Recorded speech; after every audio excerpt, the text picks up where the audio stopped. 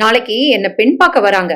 சமந்தா சொல்ல, நீ மேல படிக்கணும்னு சொன்ன, அத கைவிட்டாச்சாமா? யாரு கைவிட்டது? நான் எம்பிஏ பண்ணத்தான் போறேன்.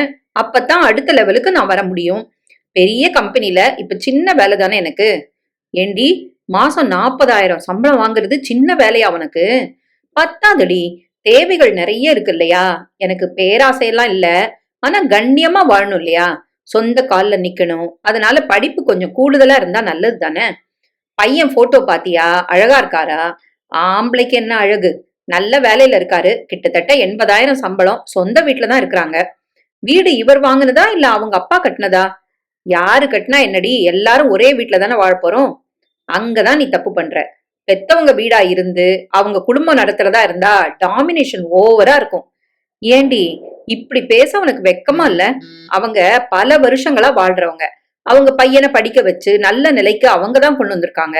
அது யாரா இருந்தாலும் அவங்க மகனை, வாழற வீட்டை எல்லாத்தையும் உள்ள நுழைஞ்சதுமே நம்ம வசப்படுத்த நினைக்கிறது ஒரு மாதிரி அராஜகம் இல்லையா?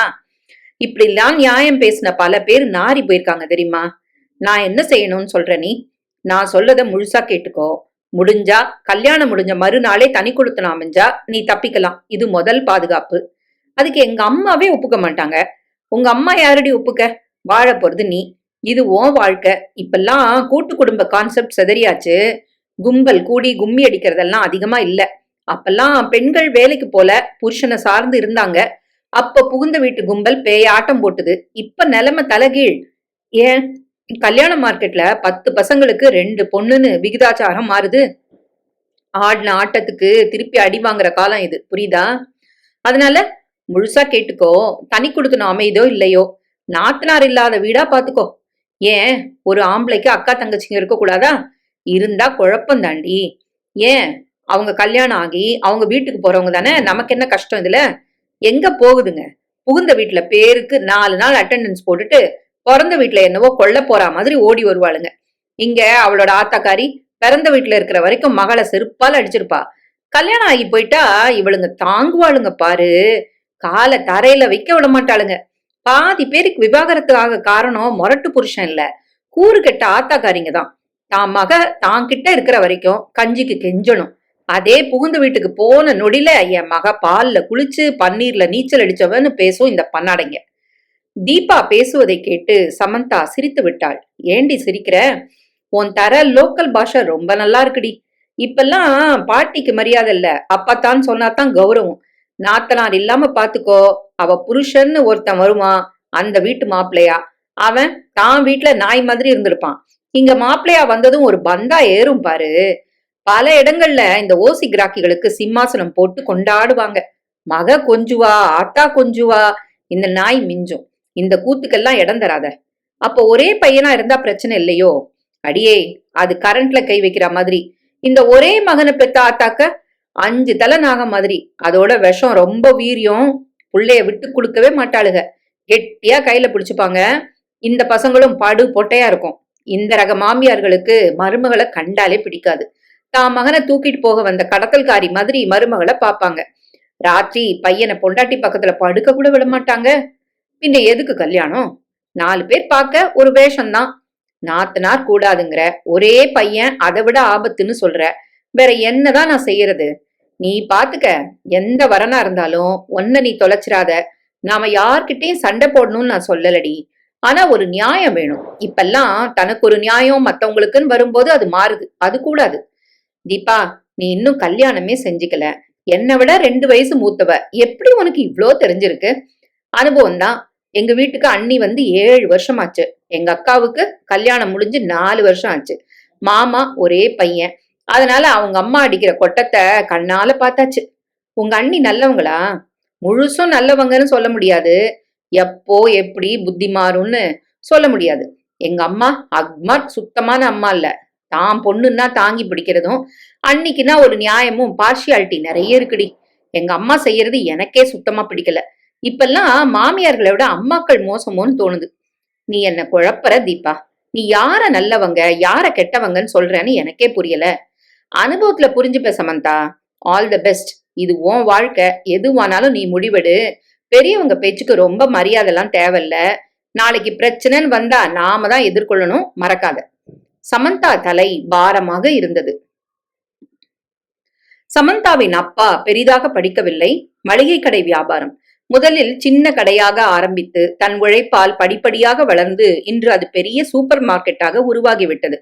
அதற்கு 4 கிளைகள், நகர் முழுக்க பரவலாக. லட்சங்களில் வருமானம் என்ற நிலை. கடந்த 10 வருடங்களாக. அப்பா பள்ளிப்படிப்பை கூட தாண்டவில்லை. ஆச்சரியம். அம்மா பட்டதாரி, பள்ளிக்கூடத்தில் டீச்சர். வரன் பார்க்கும் நாளிலேயே கடை வியாபாரம் வலுத்து விட்டது. ஜாதகம் சேர சம்பந்தம் பேசும்போது அம்மாவை பெற்றவர்கள், பட்டதாரி உனக்கு படிக்காத மளிகை கடை ஆள் வேண்டான்னாங்க. அம்மா கேட்கல. சம்பாத்தியம்தான் பிரதானம், நல்ல உழைப்பை விட வசதி எதுவும் இல்லைன்னு தீர்மானமா சொல்லிட்டா. அப்பா வீட்லயும் பட்டதாரி பொண்ணா அடங்கி நடப்பாளா என்று சந்தேகப்பட்டார். ஆனால் பாட்டி, அப்பாவை பெற்றவர், சம்மதம் சொல்லிவிட்டார். பாட்டிக்கு அம்மாவை பிடித்து விட்டது. அப்பா, அம்மா, பாட்டி தனியாக பேசினார்கள். நான் வேலையை விட மாட்டேன், ஆனா உங்க குடும்பத்துக்கு என்னால எந்த பிரச்சனையும் வராது. அம்மா உறுதிமொழி தர கல்யாணம் நடந்து விட்டது. அம்மா ராசிக்காரிதான். வந்த நேரம் அப்பாவின் வியாபாரம் சக்கை போடு போட்டது. இன்று வரை அதில் குறைவில்லை. அம்மா வீட்டு வேலைகளையும் கவனித்து வேலைக்கும் போய் எதிலும் குறை வைக்கவில்லை. அப்பாவின் சகோதரிகள் 4 பேர். அத்தனை பேருக்கும் ஒரு குறையும் வைக்காமல் அப்பாதான் வாழ வைத்தார். அம்மா எதையும் தடுக்கவில்லை. ஒரு அத்தைக்கு 4 அத்தைகள். அம்மாவின் உடன்பிறப்புகளும் 3 பேர். சமந்தா பிறந்து 3 வருடங்களில் சனா பிறந்தாள். அவள் இப்போது கடைசி வருஷம் இன்ஜினியரிங். சமந்தா வீட்டுக்கு வந்தாள். பாட்டி இப்போதும் தெம்பாகத்தான் இருக்கிறாள். நாளைக்கு லீவ் போட்டியா சமா? போட்டாச்சு பாட்டி. ஏண்டி சலிப்பா பேசுற? நாளைக்கு உன்னை பொன் பார்க்க வராங்க. சந்தோஷமா இருடி, முகம் மலர்ச்சியா இருக்க வேண்டாமா? எதுக்கு? இதுதானே ஆரம்ப கட்டம், ஏன் இத்தனை ஆர்ப்பாட்டம்? என்னடி இப்படி பேசுற? கல்யாணம் ஒரு மனுஷ வாழ்க்கையில முக்கியம் இல்லையா? அத சந்தோஷமா எதிர்கொள்ள வேண்டாமா? என்ன சொல்றா அவ? கேட்டபடி அம்மா சீதா கையில் பைகளுடன் உள்ளே வந்தாள். நீ எடுத்து சொல்லு சீதா, அவ ஆர்வமே இல்லாம இருக்கிறா. இப்படி முகத்தை தூக்கி வச்சுக்கிட்டு இருந்தா வர்றவங்களுக்கு என்ன தோணும்? சமா, என்ன உன் பிரச்சனை? நீ சம்மதம் சொன்ன காரணமா தானே நாங்க இவங்கள வர சொன்னோம். ஜாதகம் சேர்ந்து பரஸ்பரம் போட்டோக்கள் பிடிச்சு நானும் அப்பாவும் அவங்க வீட்டுக்கு போய் பேசிட்டு வந்த அப்புறம் எங்களுக்கு திருப்தி ஆன அப்புறம் தானே உன்னையும் கேட்டு பொன் பார்க்க வர சொல்லியிருக்கோம். இப்ப என்ன உன் பிரச்சனை? அப்பா வெங்கடேசன் கடையில் இருந்து நடுவில் தேநீர் சாப்பிட வந்தார். என்ன விவகாரம்? உன் பொண்ணு ஆர்வம் இல்லாம இருக்காடா வெங்கட். ஏண்டா கண்ணம்மா? அம்மா, எனக்கு சில கிளாரிட்டி வேணும். பையனை பத்தியா? இல்ல, அவர் குடும்பம் பத்தி 2 கேள்வி. புதுசா என்ன கேள்வி உனக்கு? அவங்களுக்கு சொந்த வீடா? அப்படி இருந்தா வீடு யார் பேர்ல இருக்கு? இது என்னடி கேள்வி? தனியா நிலம் வாங்கி பிரம்மாண்டமா 20 வருஷம் முன்னால கட்டின வீடு. நிச்சயமா அவங்க அப்பா கட்டின வீடுதான். இவருக்கு சிஸ்டர் உண்டா? ஒரு தங்கன்னு நான் சொன்னதை நீ கவனிக்கலையா? கல்யாணமாயி அவளுக்கு ஒரு குழந்தையும் உண்டு. அப்படின்னா இந்த வரன் வேண்டாம் எனக்கு. அவங்கள வர வேண்டாம்னு சொல்லிடுப்பா. என்னடி உளர்ற? அவங்க வந்தா என்ன தப்பு? என்ன பிரச்சனை உனக்கு? எந்த 2ம் வேண்டான்னு தீபா சொன்னாலோ அந்த 2ம் இங்க இருக்கு. எனக்கு சரிப்படாது. எந்த தீபா? டொக்கு விழுந்துகிட்டு ஒளிஞ்சு விழற மாதிரி இருப்பாளே அவளா? ஆமா அம்மா, அவதான். அவ என்ன சொன்னா? உன்னை அவ என்ன சொல்லி குழப்புனா? தீபா சொன்ன சகலமும் சொல்லி முடித்தாள் சமந்தா. அடி செருப்பால. அக்கா தங்கச்சிக்கு இருக்க கூடாதுன்னு அவ சொல்லுவா. அதை கேட்டுட்டு வந்து நீயும் பேசுவியா? உனக்கு தங்கச்சி இல்ல? இந்த வீட்டுல 4 நாத்தனார்கள். என்னடி குறைஞ்சு போச்சு உங்க அம்மாவுக்கு? பாட்டி ஆவேசமாக சீர அப்பா வெங்கட் குறுக்கே வந்தார். அம்மா, நீ ஏன் கோவப்படுற? அவ சிநேகிதி சொன்னது அவளை குழப்பி இருக்கு. அத இங்க வந்து சொல்றா. தப்பு என்ன? தப்பு தண்டா, தப்புதான். இந்த வீட்டுல அத்தைகளோட வளர்ந்தவ தானே இவ. யாரால கஷ்டம்? இந்த மாதிரி ஒரு பொண்ணு பேசலாமா? ஏன் பாட்டி உனக்கு ஆத்திரம் வருது? உன் பொண்ணுகளை யாரும் எதுவும் சொல்லல அப்படின்னா நீயும் சராசரி அம்மாவா? தீபா சொன்னது சரிதானே? சமா, தேவையில்லாம பேசாத. நீ உன்னை பத்தி மட்டும் பேசு. அதத்தான் நான் பேசுறேன். என் வாழ்க்கையில குழப்பம் வரக்கூடாதுன்னு நான் தான் கவலைப்படணும். நாத்தனார்கள் இருக்கிற காரணமா குழப்பம் வரும்னு பேசாத. பாட்டி, நீ உன் பொண்ணுகளை பத்தி ஒசத்தியாத்தான் பேசுவ. எங்க அம்மாவை கேட்டாதான் அந்த கஷ்டம் தெரியும். வெங்கட், இவ ரொம்ப தப்பா பேசுறா. விடேம்மா, நீ ஏன் அவகிட்ட சண்டை போடுற? நாங்க பாத்துக்கிறோம். உள்ள வாசம்மா. அப்பா வெங்கட் மகளை அழைத்து கொண்டு உள்ளே வர அம்மா சீதாவும் வர அப்பா கதவை சாத்தினார். பாட்டி முகம் மாறியது. இந்த பாருமா சமந்தா, அந்த பையன் நரேன் படிச்சவன், நல்ல பையன், வசதியான குடும்பம்.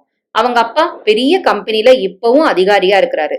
அம்மாவும் படிச்சவங்க, பெரிய வீடு, சொத்துக்கள் எல்லாம் இருக்கு. நான் சூப்பர் மார்க்கெட் வச்சு சம்பாதிச்சாலும் அடிப்படையில படிக்காதவன்.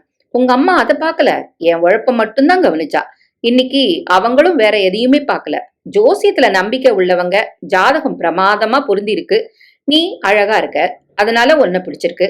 படிச்சு உத்தியோகமும் பாக்குற காரணமா உன் தகுதிகள் அவங்களுக்கு பாந்தமா இருக்கு. இதையெல்லாம் நான் சொல்ற காரணமா அந்த நரேனை நீ கல்யாணம் செஞ்சுக்கணும்னு கட்டாயம் இல்ல, பிடிக்கணும். அடுத்தபடியா பேசுங்க, எல்லாம் சரின்னு பரஸ்பரம் பிடிச்சிருந்தா மேற்கொண்டு பேசலாம். அப்புறமா என்னடி, அப்பாதான் சொல்றாரு. இல்லம்மா, பெரியவங்க கண்ட்ரோல்ல அவர் இருக்கிறாரு. பெரியவர் இன்னும் பதவியில இருக்கிறாரு, வசதிகள் வீடு எல்லாம் இருக்கு. அதனால ஒரு டாமினேஷன் இருக்கும். இருக்கட்டும் சம்மா, நீ போன மறுநாளே எல்லாம் உன் கைக்கு வரணும்னு நினைக்கிறது என்ன நியாயம்? அவங்க குடும்பம் அது. நீ போனதும் எல்லா பவரையும் உன் கையில தூக்கி தந்துட்டு அவங்கள வெளியில போ சொல்றியா? இது அராஜகமா உனக்கு படல? அம்மா சீதா பதட்டமாகி விட்டாள். இரு சீதா, நீ ஏன் டென்ஷன் ஆற? அவ இதுவரைக்கும் சுதந்திரமா வாழ்ந்த பொண்ணு, அது பாதிக்கப்படுமோன்னு பயப்படுறா. நிச்சயம் பாதிக்கப்படும். நான் உங்க வீட்டுக்கு வாழ வரும்போது அம்மாவும் 4 சகோதரிகளும் நான் சுதந்திரம் பத்தி பேச முடியுமா? பேசத்தான் விடுவீங்களா? இதத்தான் நான் சொல்றேன். இப்போ உண்மைகள் வெளியில வருதா? நீ அடிமையா இருந்தத நீயே ஒப்புக்கிறல்ல? யாருடி இவ? நான் அடிமையா இருந்ததா எப்ப சொன்னேன் உன்கிட்ட? வந்ததும் ஆட்சியை யாரும் பிடிக்க முடியாதுன்னு நான் சொல்றேன். அது நியாயமும் இல்ல. இப்ப கூட பாட்டிக்கு அத்தைகளை சொன்னா கோவம் வருது. புதுசா உள்ள ஒரு மாமியார் கிட்ட என் விருப்பம் போல நான் நடக்க முடியுமா? அதனால அவங்க வீட்டுல நான் ஆட்சியை பிடிக்கணும்னு எப்ப சொன்னேன்? நான் முட்டாள் இல்ல. அவங்க பெரிய வீட்டுல அவங்க சுதந்திரமா சந்தோஷமா இருக்கட்டும்.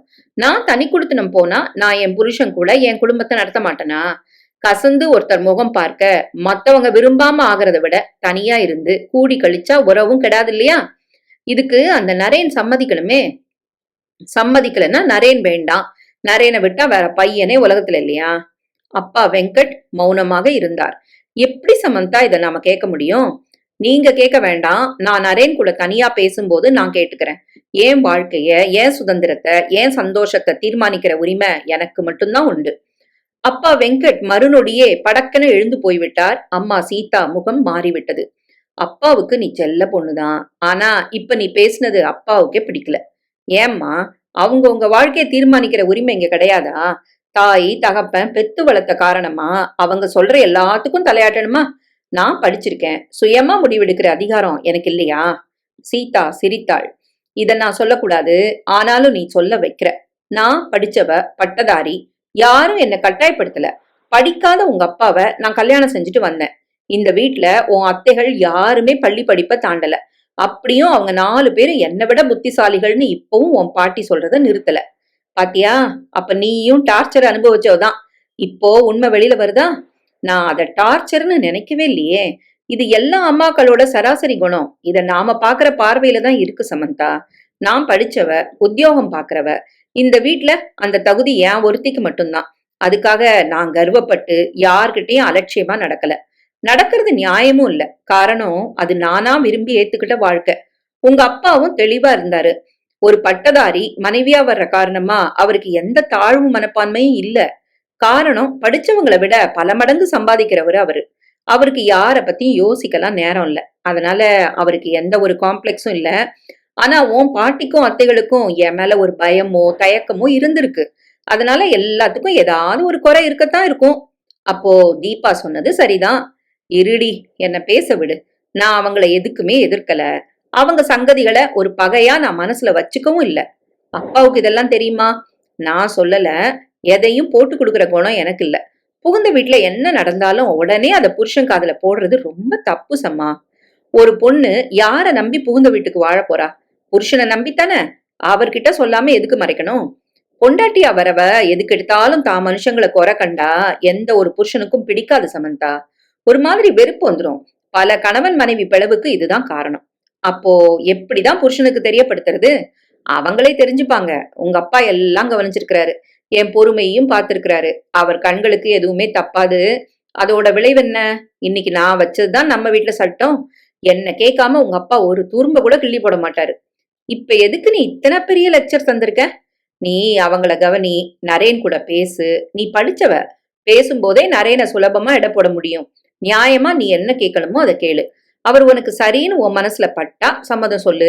சொந்த வீடா, நாத்தனார் எத்தனை நாள் இருப்பா, அவளுக்கு அந்த வீட்டுல என்ன பவர், இதெல்லாம் உனக்கு தேவையில்லை. உன் புருஷன் மனசுல இடம் பிடிக்கணும்னா நீ பக்குவமா நடந்துக்கணும். அனுபவம் இது. கூடுமான வரைக்கும் மத்தவங்கள குறை சொல்லாதவங்கள எல்லாருக்கும் பிடிக்கும். இத மனசுல வச்சுக்க. நான் எதுக்கும் உன்னை கட்டாயப்படுத்தல. அப்புறம் உன் விருப்பம். சமந்தா எதுவும் பேசாமல் மௌனமாக எழுந்து போனாள். காலை எழுந்து குளித்து தயாராகிவிட்டாள் சமந்தா. ஒரு ஜீன்ஸும் தொளதொளப்பாக மேலே ஒரு சட்டையும் போட்டுக் கொண்டிருந்தாள். கொஞ்சம் பூசின மாதிரி வாலிப்பான உடம்பு. அதனால் அந்த உடை அதிக வசீகரம் காட்டியது. பாட்டி அதை பார்த்ததும், நீ எப்ப புடவை கட்ட போற? அதுக்கு உனக்கு நேரமாகுமே.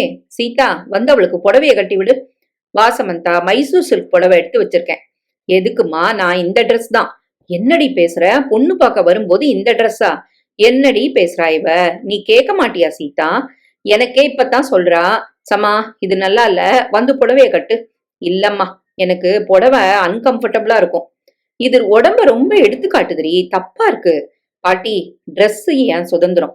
பொண்ணு பார்க்க வரும்போதே என் சுதந்திரத்தை பறிக்க பாக்குறீங்க? நோ. இப்ப நான் காம்ப்ரமைஸ் பண்ண தொடங்குனா இது தொடரும். அப்புறம் எல்லாத்துக்கும் நான் அட்ஜஸ்ட் பண்ணும்படி நேரும். என்னை இதுல கட்டாயப்படுத்தினா நான் வெளியில போயிடுவேன். வெங்கட் முகம் கடுமையானது. கழுத்து விளிம்பில் நரம்புகள் துருத்தி கொள்ள, அப்பாவுக்கு கோவம் வருது சம்மா. நீ பேசுறது நடந்துக்கிறது எதுவுமே சரியா இல்ல. உனக்கு அந்த தீபா நல்ல கொம்பு சிவி விட்டுருக்கா. அதற்குள் பாட்டி கண்டபடி சம்மாவை திட்டி, இதுக்கெல்லாம் இவளை சொல்லி குத்தம் இல்ல, வளர்ப்பு சரியில்லை. நான் 4 பொண்ணுங்களை பெத்து வளர்த்தேன். ஒருத்தியாவது என் சொல்ல தாண்டி நடந்திருப்பாளா? நீ சரியில்லை சீதா. அம்மா, நீ எதுக்கு இப்ப சீதாவை குறை காண்ற? யாரு தப்பு செஞ்சாலும் குற்றம் சீதாவுக்கா? இந்த வயசுல கூட நீ மாமியாரத்தான் இருப்பியா? ஏண்டா, பொண்டாட்டிய சொன்னதும் பொத்துக்கிட்டு வருதா உனக்கு? ஆமாம்மா, அவ எல்லாத்துக்கும் எல்லாருக்கும் அட்ஜஸ்ட் பண்ணியும் அவ மேல கல்லு வீசுறது நியாயம் இல்ல. யாரும் யார் மேலயும் கல் வீசல. உன் பொண்ணு உன்னை அசிங்கப்படுத்த போறா, எனக்கு என்ன? அவர் முகம் இன்னும் சிவக்க, சமாவை சீதா உள்ளே இழுத்து வந்தாள். உன் பிடிவாதம் எந்த திசைக்கு போகுதுன்னு இப்ப பார்த்தல்ல. உங்க அப்பா எனக்கு ஆதரவா ஒரு வார்த்தை பேசினா பாட்டிக்கு பிடிக்காது. இத வச்சு பாட்டி கலகம் தொடங்குவாங்க. விவகாரம் பெருசாகும். உன் அத்தைகள் பாட்டிக்கு ஆதரவா கொடி தூக்குவாங்க. இதெல்லாம் நடக்க விடாம இத்தனை வருஷங்கள் நான் பொறுமையா இருக்கேன். நீ பிரச்சனை பண்றியே சம்மா. சபாஷ், உண்மைகள் கரைய உடைச்சுக்கிட்டு வெளியில வருது பாய்தா. தீபா சொன்னதுல என்ன தப்பு? மாமியார் நாத்தனார் பிரச்சனை மண்டைய உடைக்கும்னு சரியாத்தான் சொன்னா. உடைக்குதே. இப்ப என்ன சொல்ற? ஆரம்பம் முதலே விட்டு கொடுத்த நீ இப்ப வரைக்கும் விட்டு கொடுக்குற. குடும்ப தலைவி நீ. இந்த வீட்டுக்கு நிர்வாகி. அப்பாவுக்கு வலது கையா இருக்க. அப்படி இருந்தும் அன்னைக்கு தலகுனிஞ்ச காரணமா இப்ப வரைக்கும் நீ நிமிரல. அதனால இதுக்கு நான் தயாரா இல்ல. புடவை கட்டுறது எனக்கு பெரிய விஷயம் இல்ல. ஆனா இந்த ஒரு காம்ப்ரமைஸ் வாழ்நாள் முழுக்க என்ன முடக்கும். நான் இப்படித்தான் இருப்பேன். இந்த பாரு, விட்டு கொடுத்த காரணமா நான் அடிமைன்னு நினைக்காத. நான் சந்தோஷமா இருக்கேன். என்ன ஒரு வார்த்தை சொன்னா உங்க அப்பாவால தாங்கிக்க முடியாது. இது போதாதா? இல்லம்மா, இத நான் ஏத்துக்கல. சீதா, வரியா? அப்பா கூப்பிடுறாரு, என்னன்னு கேட்டு வரேன். சீதா வெளியே வந்தாள். என்னங்க, அவங்க குடும்பம் இன்னும் 10 நிமிஷத்துல இங்க இருப்பாங்க. நீ அவளை எதுக்கும் கட்டாயப்படுத்தாத. அவங்களுக்கு பிடிக்கலன்னா போட்டும். நாம அப்படி விட முடியுங்களா? வேற என்ன செய்ய சொல்ற சீதா? இதுக்காக நம்ம அமைதியை நாம கெடுத்துக்க முடியுமா? அவ வளர்ந்தாச்சு, படிக்க வச்சாச்சு, உத்தியோகத்துக்கு போறா, சம்பாதிக்கிறா. அவ பச்சை குழந்தை இல்ல சீதா. இப்போ அவ மேஜர். நாம பெத்தவங்களா இருந்தாலும் கட்டுப்படுத்த ஒரு லிமிட் இருக்கு. அத நாம தாண்ட வேண்டாம் சீதா. விட்டுரு. நல்லா இருக்குடா நீ சொல்றது. அப்படி விட முடியுமா? உன் பொண்ணு வாழ வேண்டாமா? நமக்கு தலகுனிவை உண்டாக்குனா? சீதா சரியில்லை. நிறுத்துமா. உன் 2வது பொண்ணு ஒருத்தனை காதலிச்சு அவன் கூட ஓடி போய் அவளை மீட்டுட்டு வர நானும் சீதாவும் பட்ட பாடு. நம்ம சொந்த முழுக்க நாரி. அன்னைக்கு சீதா காரணமா தான் அவளை மீட்கவே முடிஞ்சது. இன்னைக்கு அவ நல்லா வாழ்றா. வளர்ப்ப பத்தி நீ பேசாதம்மா. உனக்கு அந்த தகுதி இல்ல. மருமகளை குறை காண்றதை இனியாவது நிறுத்து. அம்மா வாயடைத்து போனாள். என்னங்க, வானதிக்கு அது நடக்கும்போது சமந்தா 1 வயசு குழந்தை. இப்ப கூட அவளுக்கு இதெல்லாம் தெரியாது. இனியும் தெரிய வேண்டாம். அடக்கி வாசிங்க. உங்க சகோதரிகள் தான் முதல்ல வந்தவங்க. அவங்க மானம் நம்ம குடும்ப கௌரவம். அத மறக்காதீங்க. பாத்தியா என்பது போல அம்மாவை வெங்கட் ஒரு பார்வை பார்க்க வாசலில் கார் வந்து நின்றது. அவங்க வந்துட்டாங்க. வா சீதா. 2 பேரும் வாசலுக்கு போனார்கள். அவர்கள் காரிலிருந்து இறங்கினார்கள். நரேன், அவன் அப்பா, அம்மா, தங்கை, அவளது 4 வயது மகன் என வந்தார்கள். இவர்கள் வரவேற்று உட்கார வைத்தார்கள். வெங்கட் அம்மாவை அறிமுகப்படுத்தினார். சீதா தண்ணீர் தந்தாள். பொதுவாக நலன் விசாரிப்பு. வீடு பிரம்மாண்டமான வீடு. உங்க 2வது பொண்ணு படிக்கிறாளா? ஆமா, காலேஜ் போயிருக்கா. இது என் சம்சாரம் காந்திமதி. பையன் நரேன், பொண்ணு ராதிகா. தாத்தா என்ன சொல்ல மாட்டியா? நான் அஸ்வின். சரி, பொண்ணு பார்க்கலாமா? அம்மா காந்திமதி கேட்க சீதா உள்ளே வந்தாள். சமந்தா அதே கோலத்தில் தலையை விரித்து போட்டுக்கொண்டு சரியாக பவுடர் போடாமல் எண்ணெய் வழியும் முகத்துடன் இருந்தாள். நீ காஃபி எடுத்துட்டு வரியா? நீயே குடுமா, நான் கேஷுவலா வரேன். அப்படித்தான் வந்தாள் சமந்தா. அவர்களை பார்த்து கையை அசைத்தாள். அவர்களில் ஆண்கள் இருவரும் நாற்காலியில் இருக்க மாமியார் நாத்தனார் கொண்டு வந்த பழங்கள் இனிப்பு வகையாராக்களை பாயில் பரப்பி அவர்களும் கீழே உட்கார சமந்தா சேரில் உட்கார அவளது உடை உட்கார்ந்த தோரணை எல்லாமே அவர்கள் புருவத்தை உயர்த்தியது. பரஸ்பரம் பார்த்து கொண்டார்கள். அந்த நாத்தனார் ராதிகா திரும்பினாள்.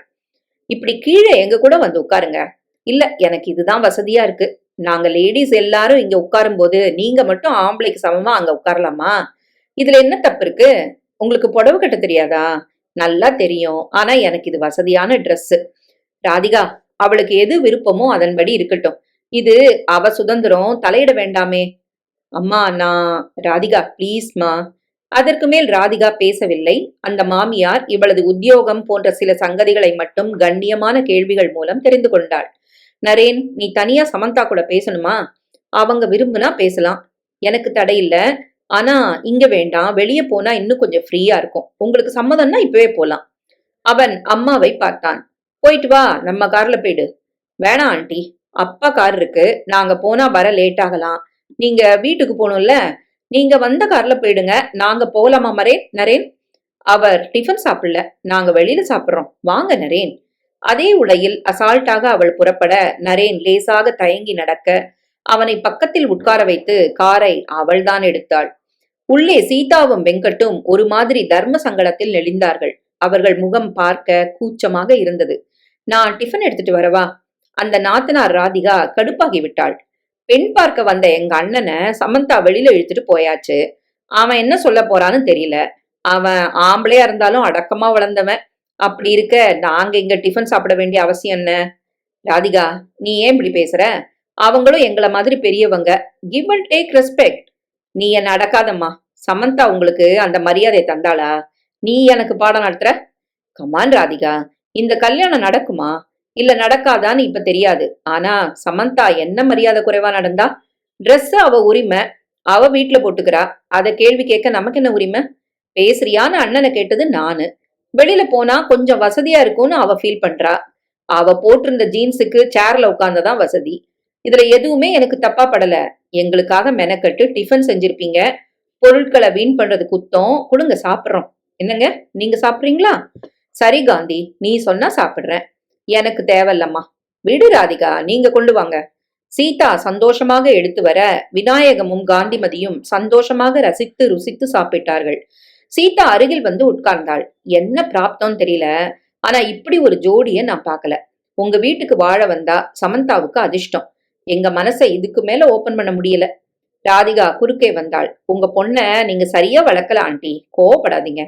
தப்பு ராதிகா, முகத்துல அடிச்சா மாதிரி பேசுறது தப்பு. உன்ன கூட நாங்க சரியா வளர்க்கலன்னு தோணுது. இப்படி பேசுறியே.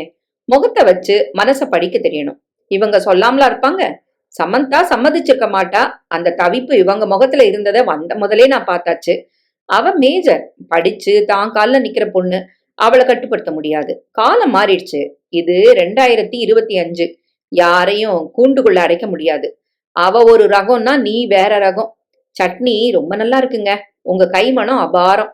அப்பா வெங்கட் பிரமித்தார். மளிகை கடையில உழைச்சு இன்னைக்கு சூப்பர் மார்க்கெட்டுக்கு சொந்தக்காரர் நீங்க. கிரேட். காஃபி அபாரம். சரி, நாங்க புறப்படுறோம். எங்களுக்கு உங்க குடும்பம் ரொம்ப பிடிச்சிருக்கு. அவங்க 2 பேருக்கும் பரஸ்பரம் பிடிச்சா நல்லது நடக்கட்டும். சீதா தாம்பூலத்தில் சேலை வைத்து மரியாதை செய்தாள். வாசல் வரை வந்து வழி அனுப்பினார்கள். ராதிகா சொல்லிக் கொள்ளவே இல்லை. ஒரு உணவகத்தில் தனி ஏசி அறையில் நரேனும் சமந்தாவும் வந்து உட்கார்ந்தார்கள். அவர்களை தவிர யாரும் அங்கே இல்லை. சமந்தா தான் அந்த உணவகத்தை தேர்ந்தெடுத்தாள். பசிக்குது நரேன், முதல்ல சாப்பிடணும். உங்க சாய்ஸ் என்ன? உங்களுக்கு சொல்றதே எனக்கும் சொல்லிடுங்க சமந்தா. டிஃபன் வந்து பாதி சாப்பிடும் வரை சமா பேசவில்லை. அவளே பேசட்டும் என நரேனும் மௌனமாக சாப்பிட்டான். நரேன், நீங்க ஹேண்ட்ஸமா இருக்கீங்க. ஜாதகம், படிப்பு, உங்க உத்தியோகம், அந்தஸ்து எல்லாமே எனக்கு பிடிச்சிருக்கு. எங்களை பத்தி நீங்க சொல்லுங்க. நீங்க பேசி முடிங்க சமந்தா. எதையும் முழுசா கேட்டப்புறம் வர்ற அபிப்பிராயம் தான் சரியா இருக்கும். நான் இப்ப வேலைக்கு போறேன். எங்க அப்பா 4 சூப்பர் மார்க்கெட்டுக்கு ஓனர். அம்மா கவர்மெண்ட் ஸ்கூல் டீச்சர். என் பணம் அவங்களுக்கு தேவையில்லை. நான் சுதந்திரமா ஜாலியா செலவழிக்கிறேன். இந்த வருஷ கடைசியில எம்பிஏ ஜாயின் பண்ணுவேன். அதனால வேலையை விட்டாகணும். அது உங்க விருப்பம். எனக்கு சுதந்திர சிந்தனைகள் அதிகம். அதுக்காக என் கேரக்டர்ல எந்த தப்பும் இருக்காது. Very nice. உங்க அப்பா அம்மா மேல எனக்கு எந்த மாற்று கருத்தும் இல்ல. தேங்க்யூ சமந்தா. ஆனா உங்க தங்கச்சி ராதிகா வந்ததும் Dress பத்தி, நான் ஏன் சேர்ல உட்கார்ந்திருக்கேன், இந்த மாதிரி தேவையில்லாத கேள்விகளை கேக்குறாங்க. அஃப்கோர்ஸ் நாத்தனார்னா இந்த மாதிரி அநாகரிகமா தான் நடப்பாங்கன்னு தீபா சொன்னா, எனக்கு அது தொடர்பா ஐடியா இல்ல. ஆனா அது உண்மைன்னு ராதிகா நிரூபிச்சுட்டாங்க. அவன் எதுவும் பேசவில்லை. எனக்கு இதெல்லாம் பிடிக்காது. பார்த்து முழுசா 10 நிமிஷம் ஆகல. நான் அண்ணி ஆவனேனே தெரியாது. என் வீட்ல வந்து நான் எங்க உட்காரணும்னு எனக்கே இப்பவே பாடம் நடத்தினா, நாளைக்கு உங்க வீட்டுக்கு ஒருவேளை நான் வர நேர்ந்தா ராதிகா டாமினேஷன் கொடி கட்டி பறக்காது. இது நல்லா இருக்கா? நாத்தனார்னா இரிட்டேட்டிங் ரிலேஷன்னு சொல்றதுல என்ன தப்பு? அவனிடம் பதில் இல்லை.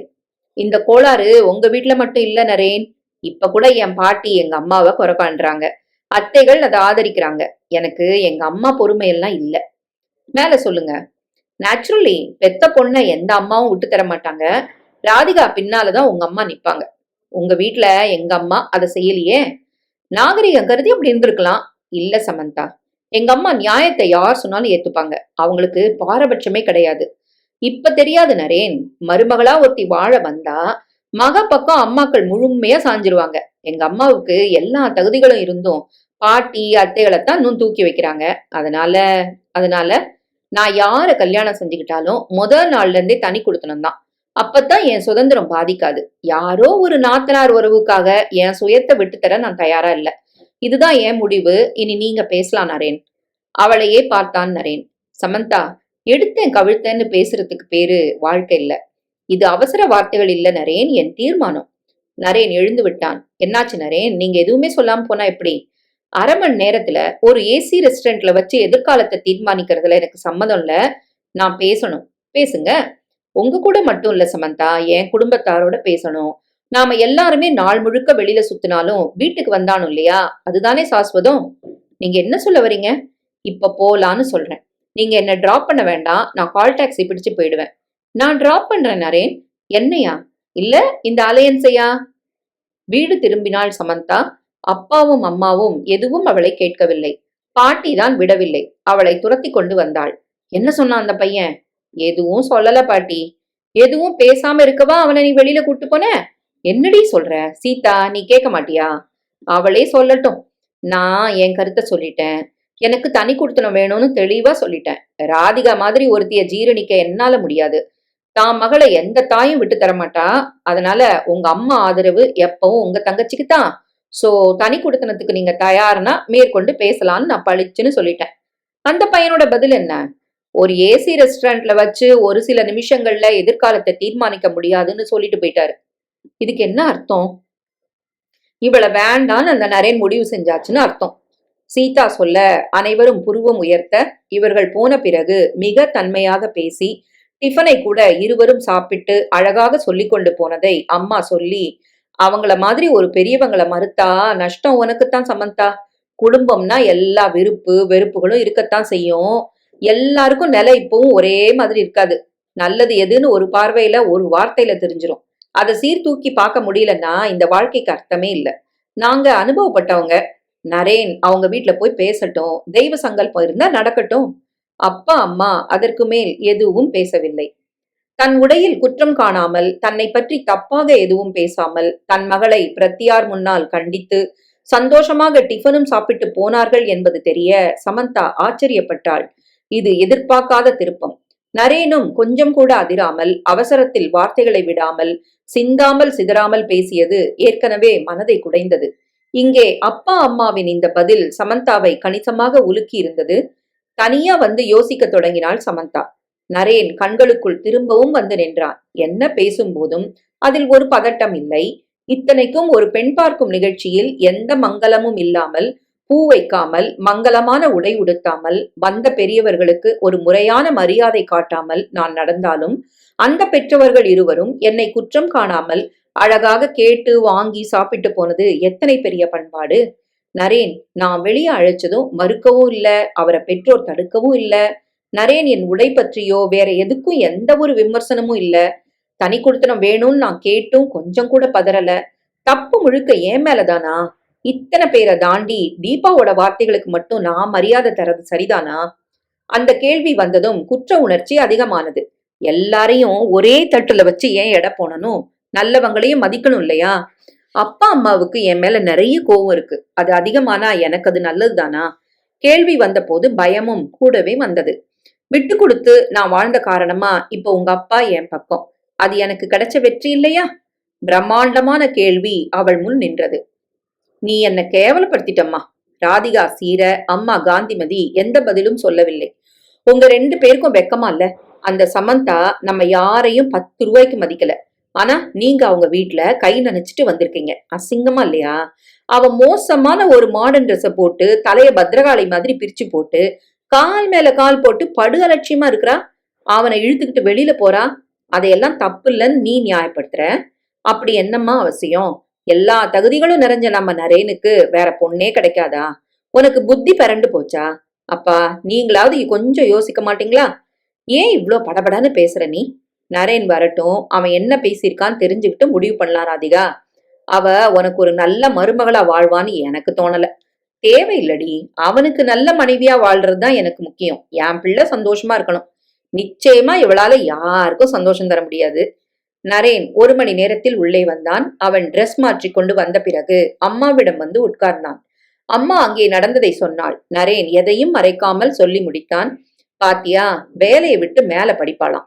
தனி கொடுத்தனும் கேக்குறா. நான் சொல்லல இவ குடும்பத்தோட ஒட்ட மாட்டான்னு. அவ நம்ம வீட்டுக்கு மருமகளான மாதிரியே பேசுறியே ராதிகா. அப்பா சொல்ல ஆக வேண்டான்னு சொல்றேன். ஏன் நீ இப்போ உன் மாமியார் கூட சேர்ந்தா வாழற? நான் இப்பவும் தனி கொடுத்தனும் போலியே. அதுக்கு உனக்கு அவசியமே இல்லையே. ஏன்னா எப்பவும் நீயும் மாப்பிள்ளையும் இங்கதான் இருக்கீங்க. உன் மாமியார் வீட்டுல நீ இருந்த நாட்களை எண்ணில்லாமே. என்னை குத்தி காட்டுறியாமா? நான் ஏம்மா உன்னை குத்தணும்? இந்த பாருமா, இப்பெல்லாம் வாழ்க்கை முறை மாறியாச்சு. யாரும் யாரையும் எதுக்காகவும் கட்டாயப்படுத்த முடியாது. அவங்கவுங்க விருப்பம் போலதான் வாழ்க்கை. சமந்தா யாரோ பெத்த பொண்ணு. தான் வாழ்க்கை இப்படித்தான் இருக்கணும்னு அவ ஏதோ ஒரு கணக்கு வச்சிருக்கா. அது அவ விருப்பம். சரிம்மா, அவளை கட்டிக்க போறது யாரோ இல்ல, ஓன் பிள்ளை. அவனை பிரிஞ்சு நீ இருப்பியா? ஏன் மாப்பிள்ளைய பிரிஞ்சு உன் மாமியார் இல்லையா? அதுக்காக நாம வருத்தப்படுறோமா? மாப்பிள்ளைக்கு ஒரு நியாயம், என் மகனுக்கு ஒரு நியாயமா? அது எப்படிம்மா? அப்படி நான் நினைச்சா ஒரு நல்ல தாயா எப்படிம்மா நான் இருக்க முடியும்? அப்பா விநாயகம் குறுக்கே வந்தார். உங்க 2 பேர் பஞ்சாயத்தையும் அப்புறமா வச்சுக்கலாம். சரி, அந்த சமந்தா தான் கருத்தை சொல்லிட்டா. உன் அபிப்பிராயம் என்னப்பா? அவ ட்ரெஸ், மேல் படிப்புக்காக வேலையை விடுறது, இதுல எல்லாம் எனக்கு எந்த மாற்று கருத்தும் இல்ல. வேற எதுலப்பா? தனியா போறதுல எனக்கு உடன்பாடு இல்ல. அதுக்கு அவசியம் இல்ல. அவ சுதந்திரத்தை இங்க யாரும் பறிக்க போறது இல்ல. அப்புறம் என்ன கஷ்டம் இங்க? Very good. என் அண்ணன் இந்த பதிலத்தான் சொல்லுவான்னு எனக்கு தெரியும். இதுக்கு அவ சம்மதிக்க மாட்டா. சோ இந்த கல்யாணம் நடக்காது. எனக்கு அது போதும். உனக்கு அவ மேல என்ன அத்தனை பகை ராதிகா? எனக்கு அவளை பிடிக்கல. அவ பயத்துக்கு அர்த்தம் இருக்குன்னு நீ நிரூபிக்கிறியே. என்ன சொல்ற நீ? அவளோட முக்கிய நிபந்தனை என்ன தெரியுமா? நாத்தனார் கூடாதுங்கிறது தான். ஏன்னா நாத்தனார் தான் மோசமான மாமியார்களை உருவாக்குறதா சமந்தா மனசுல படிஞ்சிருக்கு. அம்மாக்கள் அளவுக்கு மீறி பெண்கள் பேச்ச கேட்கற காரணமா வாழ வர்ற பெண்களுக்கு நிம்மதி இல்லைன்னு அவ ஆதாரங்களோட சொல்றா. அவ பிரச்சனை நீதான். இல்லைன்னா அவ தனி கொடுத்தனம் கேட்க மாட்டா. திமிரு பாத்தியா? கடைசியில என் மேல பிளேட்டை திருப்புறா பாத்தியா? அவங்க பெத்தவங்க நல்ல மனுஷங்க நரேன். சரிடா, உனக்கு தனி கொடுத்தனம் பிடிக்கலன்னா அதை அங்கேயே சொல்லி இந்த பிரச்சனைக்கு ஒரு முற்றுப்புள்ளி வச்சுட்டு வர வேண்டியதுதானே? அப்படி ஒரே மணி நேரத்துல எல்லா முடிவுகளையும் அறிவிக்க வேண்டிய அவசியம் என்னப்பா? அப்படி இல்ல தம்பி. இது கல்யாண சங்கதி. யாருக்கும் நம்பிக்கையை ஊட்டவோ காக்க வைக்கவோ கூடாது. படக்குன்னு சொல்லி ஒரு முடிவுக்கு வந்தா அடுத்த இடம் பார்க்கலாம் இல்லையா? அம்மா அவன் முகத்தை உற்று பார்த்தாள். அதில் 1000 பொருள் இருந்தது. என்னடி நீ எதுவுமே பேசல? உங்க பிள்ளை கிட்ட தனியா பேசிட்டு அப்புறமா உங்ககிட்ட வரேன். ஏம்மா இங்கே பேச? இந்த பாரு ராதிகா, எனக்கு என் மகன்கிட்ட எத்தனையோ இருக்கும் பேசுறதுக்கு. அதுக்குள்ள நீ வர வேண்டிய அவசியம் இல்ல. உள்ள வாப்பா நரேன். அம்மா, அவ கேக்குறது நியாயமான்னு எனக்கு தெரியல. மேல படிக்கணும்னு சொல்றா. அது எனக்கு தப்பா தெரியல. அவ வேலைக்கு போய்தான் ஆகணும்னு இல்ல. பரவாயில்ல. அடுத்தபடியா அவ ட்ரெஸ் விஷயத்துல எனக்கு மாற்று கருத்து இல்ல. அது அவ சுதந்திரம், தப்பு இல்ல. ஆனா தனி குடித்தனத்துல எனக்கு உடன்பாடு இல்ல. அப்போ வேற வரன் பாத்துடலாமா? அவன் பேசவில்லை. அம்மா மெல்ல புன்னகைத்தாள். உனக்கு அவளை பிடிச்சிருக்கு. அவங்க வீட்டுக்கு போய் நீ அவளை பார்த்த முதல் பார்வையில இதை நான் கணிச்சிட்டேன். அவ கூப்பிட்டதும் நீ வெளியில போனியே. அப்படி போகக்கூட ஆள் இல்லையே நீ. உன் மனசுக்கு ஒண்ணு பிடிக்கலன்னா நீ அதை செய்ய மாட்ட. அது மட்டும் இல்ல, எத்தனை அழகா ஒரு பொண்ணு இருந்தாலும் உன்னை அத்தனை சுலபமா வசியப்படுத்த முடியாதுடா. எனக்கு அது தெரியும். அம்மாவை பிரமிப்புடன் பார்த்தான். என்ன அப்படி பாக்குற? நான் பெத்த பிள்ளடா நீ. ஒரு தாய்க்கு தான் பெத்த மகனோட உடம்பும் தெரியணும், மனசும் புரியணும். மகன்னு வரும்போது ஒரு பிராயத்துக்கு மேல தாய் விலகுற காரணமாத்தான் அம்மா பிள்ளை மத்தியில ஒரு இடைவெளியே வருது. பெண் குழந்தை கூட எந்த அளவுக்கு ஒரு தாய் உரிமை எடுத்துக்கலாமோ அதே அளவு அதுக்கும் மேலேயும் பிள்ளைகிட்ட உரிமை எடுத்துக்கலாம். அதே நேரம் அவனுக்குன்னு ஒரு மனைவி வரும்போது விட்டு தர மனசும் வேணும். சரி விடு, உனக்கு சமந்தாவை நல்லா பிடிச்சிருக்கு, அதான் அவ கூப்பிட்டதும் நீ போன.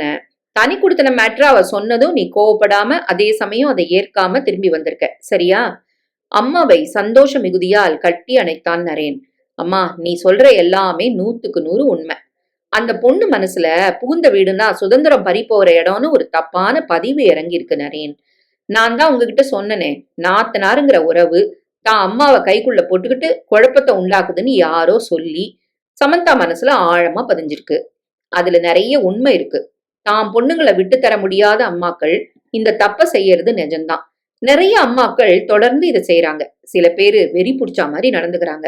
நிறைய பெண்கள் அம்மாக்களை தூண்டி விட்டு அண்ணன் தம்பிகள் வாழ்க்கையில குழப்பத்தை உண்டாக்குறாங்க. இது பொய் இல்ல. அதுக்கேத்தா மாதிரி பொண்ணு பார்க்க போன இடத்துல ராதிகா கொஞ்சம் ஓவராவே பேசிட்டா. அவளை திருத்திரம் பேர் வழின்னு களத்துல இறங்கி தப்பா பேசுறா. ராதிகா பேச்சு நியாயமா இல்லையாங்கிறது இப்ப முக்கியம் இல்லப்பா. ஆனா சமந்தா கூட நமக்கு எந்த உறவும் ஏற்படாத நிலையில சமந்தாவை விமர்சிக்கிற உரிமை நமக்கு இல்ல. பல பெண்கள் பெண் பார்க்க போற இடத்துலதான் தான் ஆதிக்கத்தை காட்டுறாங்க. என்ன உரிமை இருக்கு? அதனால புகுந்த வீட்டு உறவு மேல பெண்களுக்கு வெறுப்பு தான் வரும். இவகிட்ட அந்த தப்பு எதுவும் எப்பவுமே உண்டு. உனக்கு மனைவின்னு ஒருத்தி வரத்துக்கு முன்னால இவளை நான் நிறைய சரி பண்ணணும்.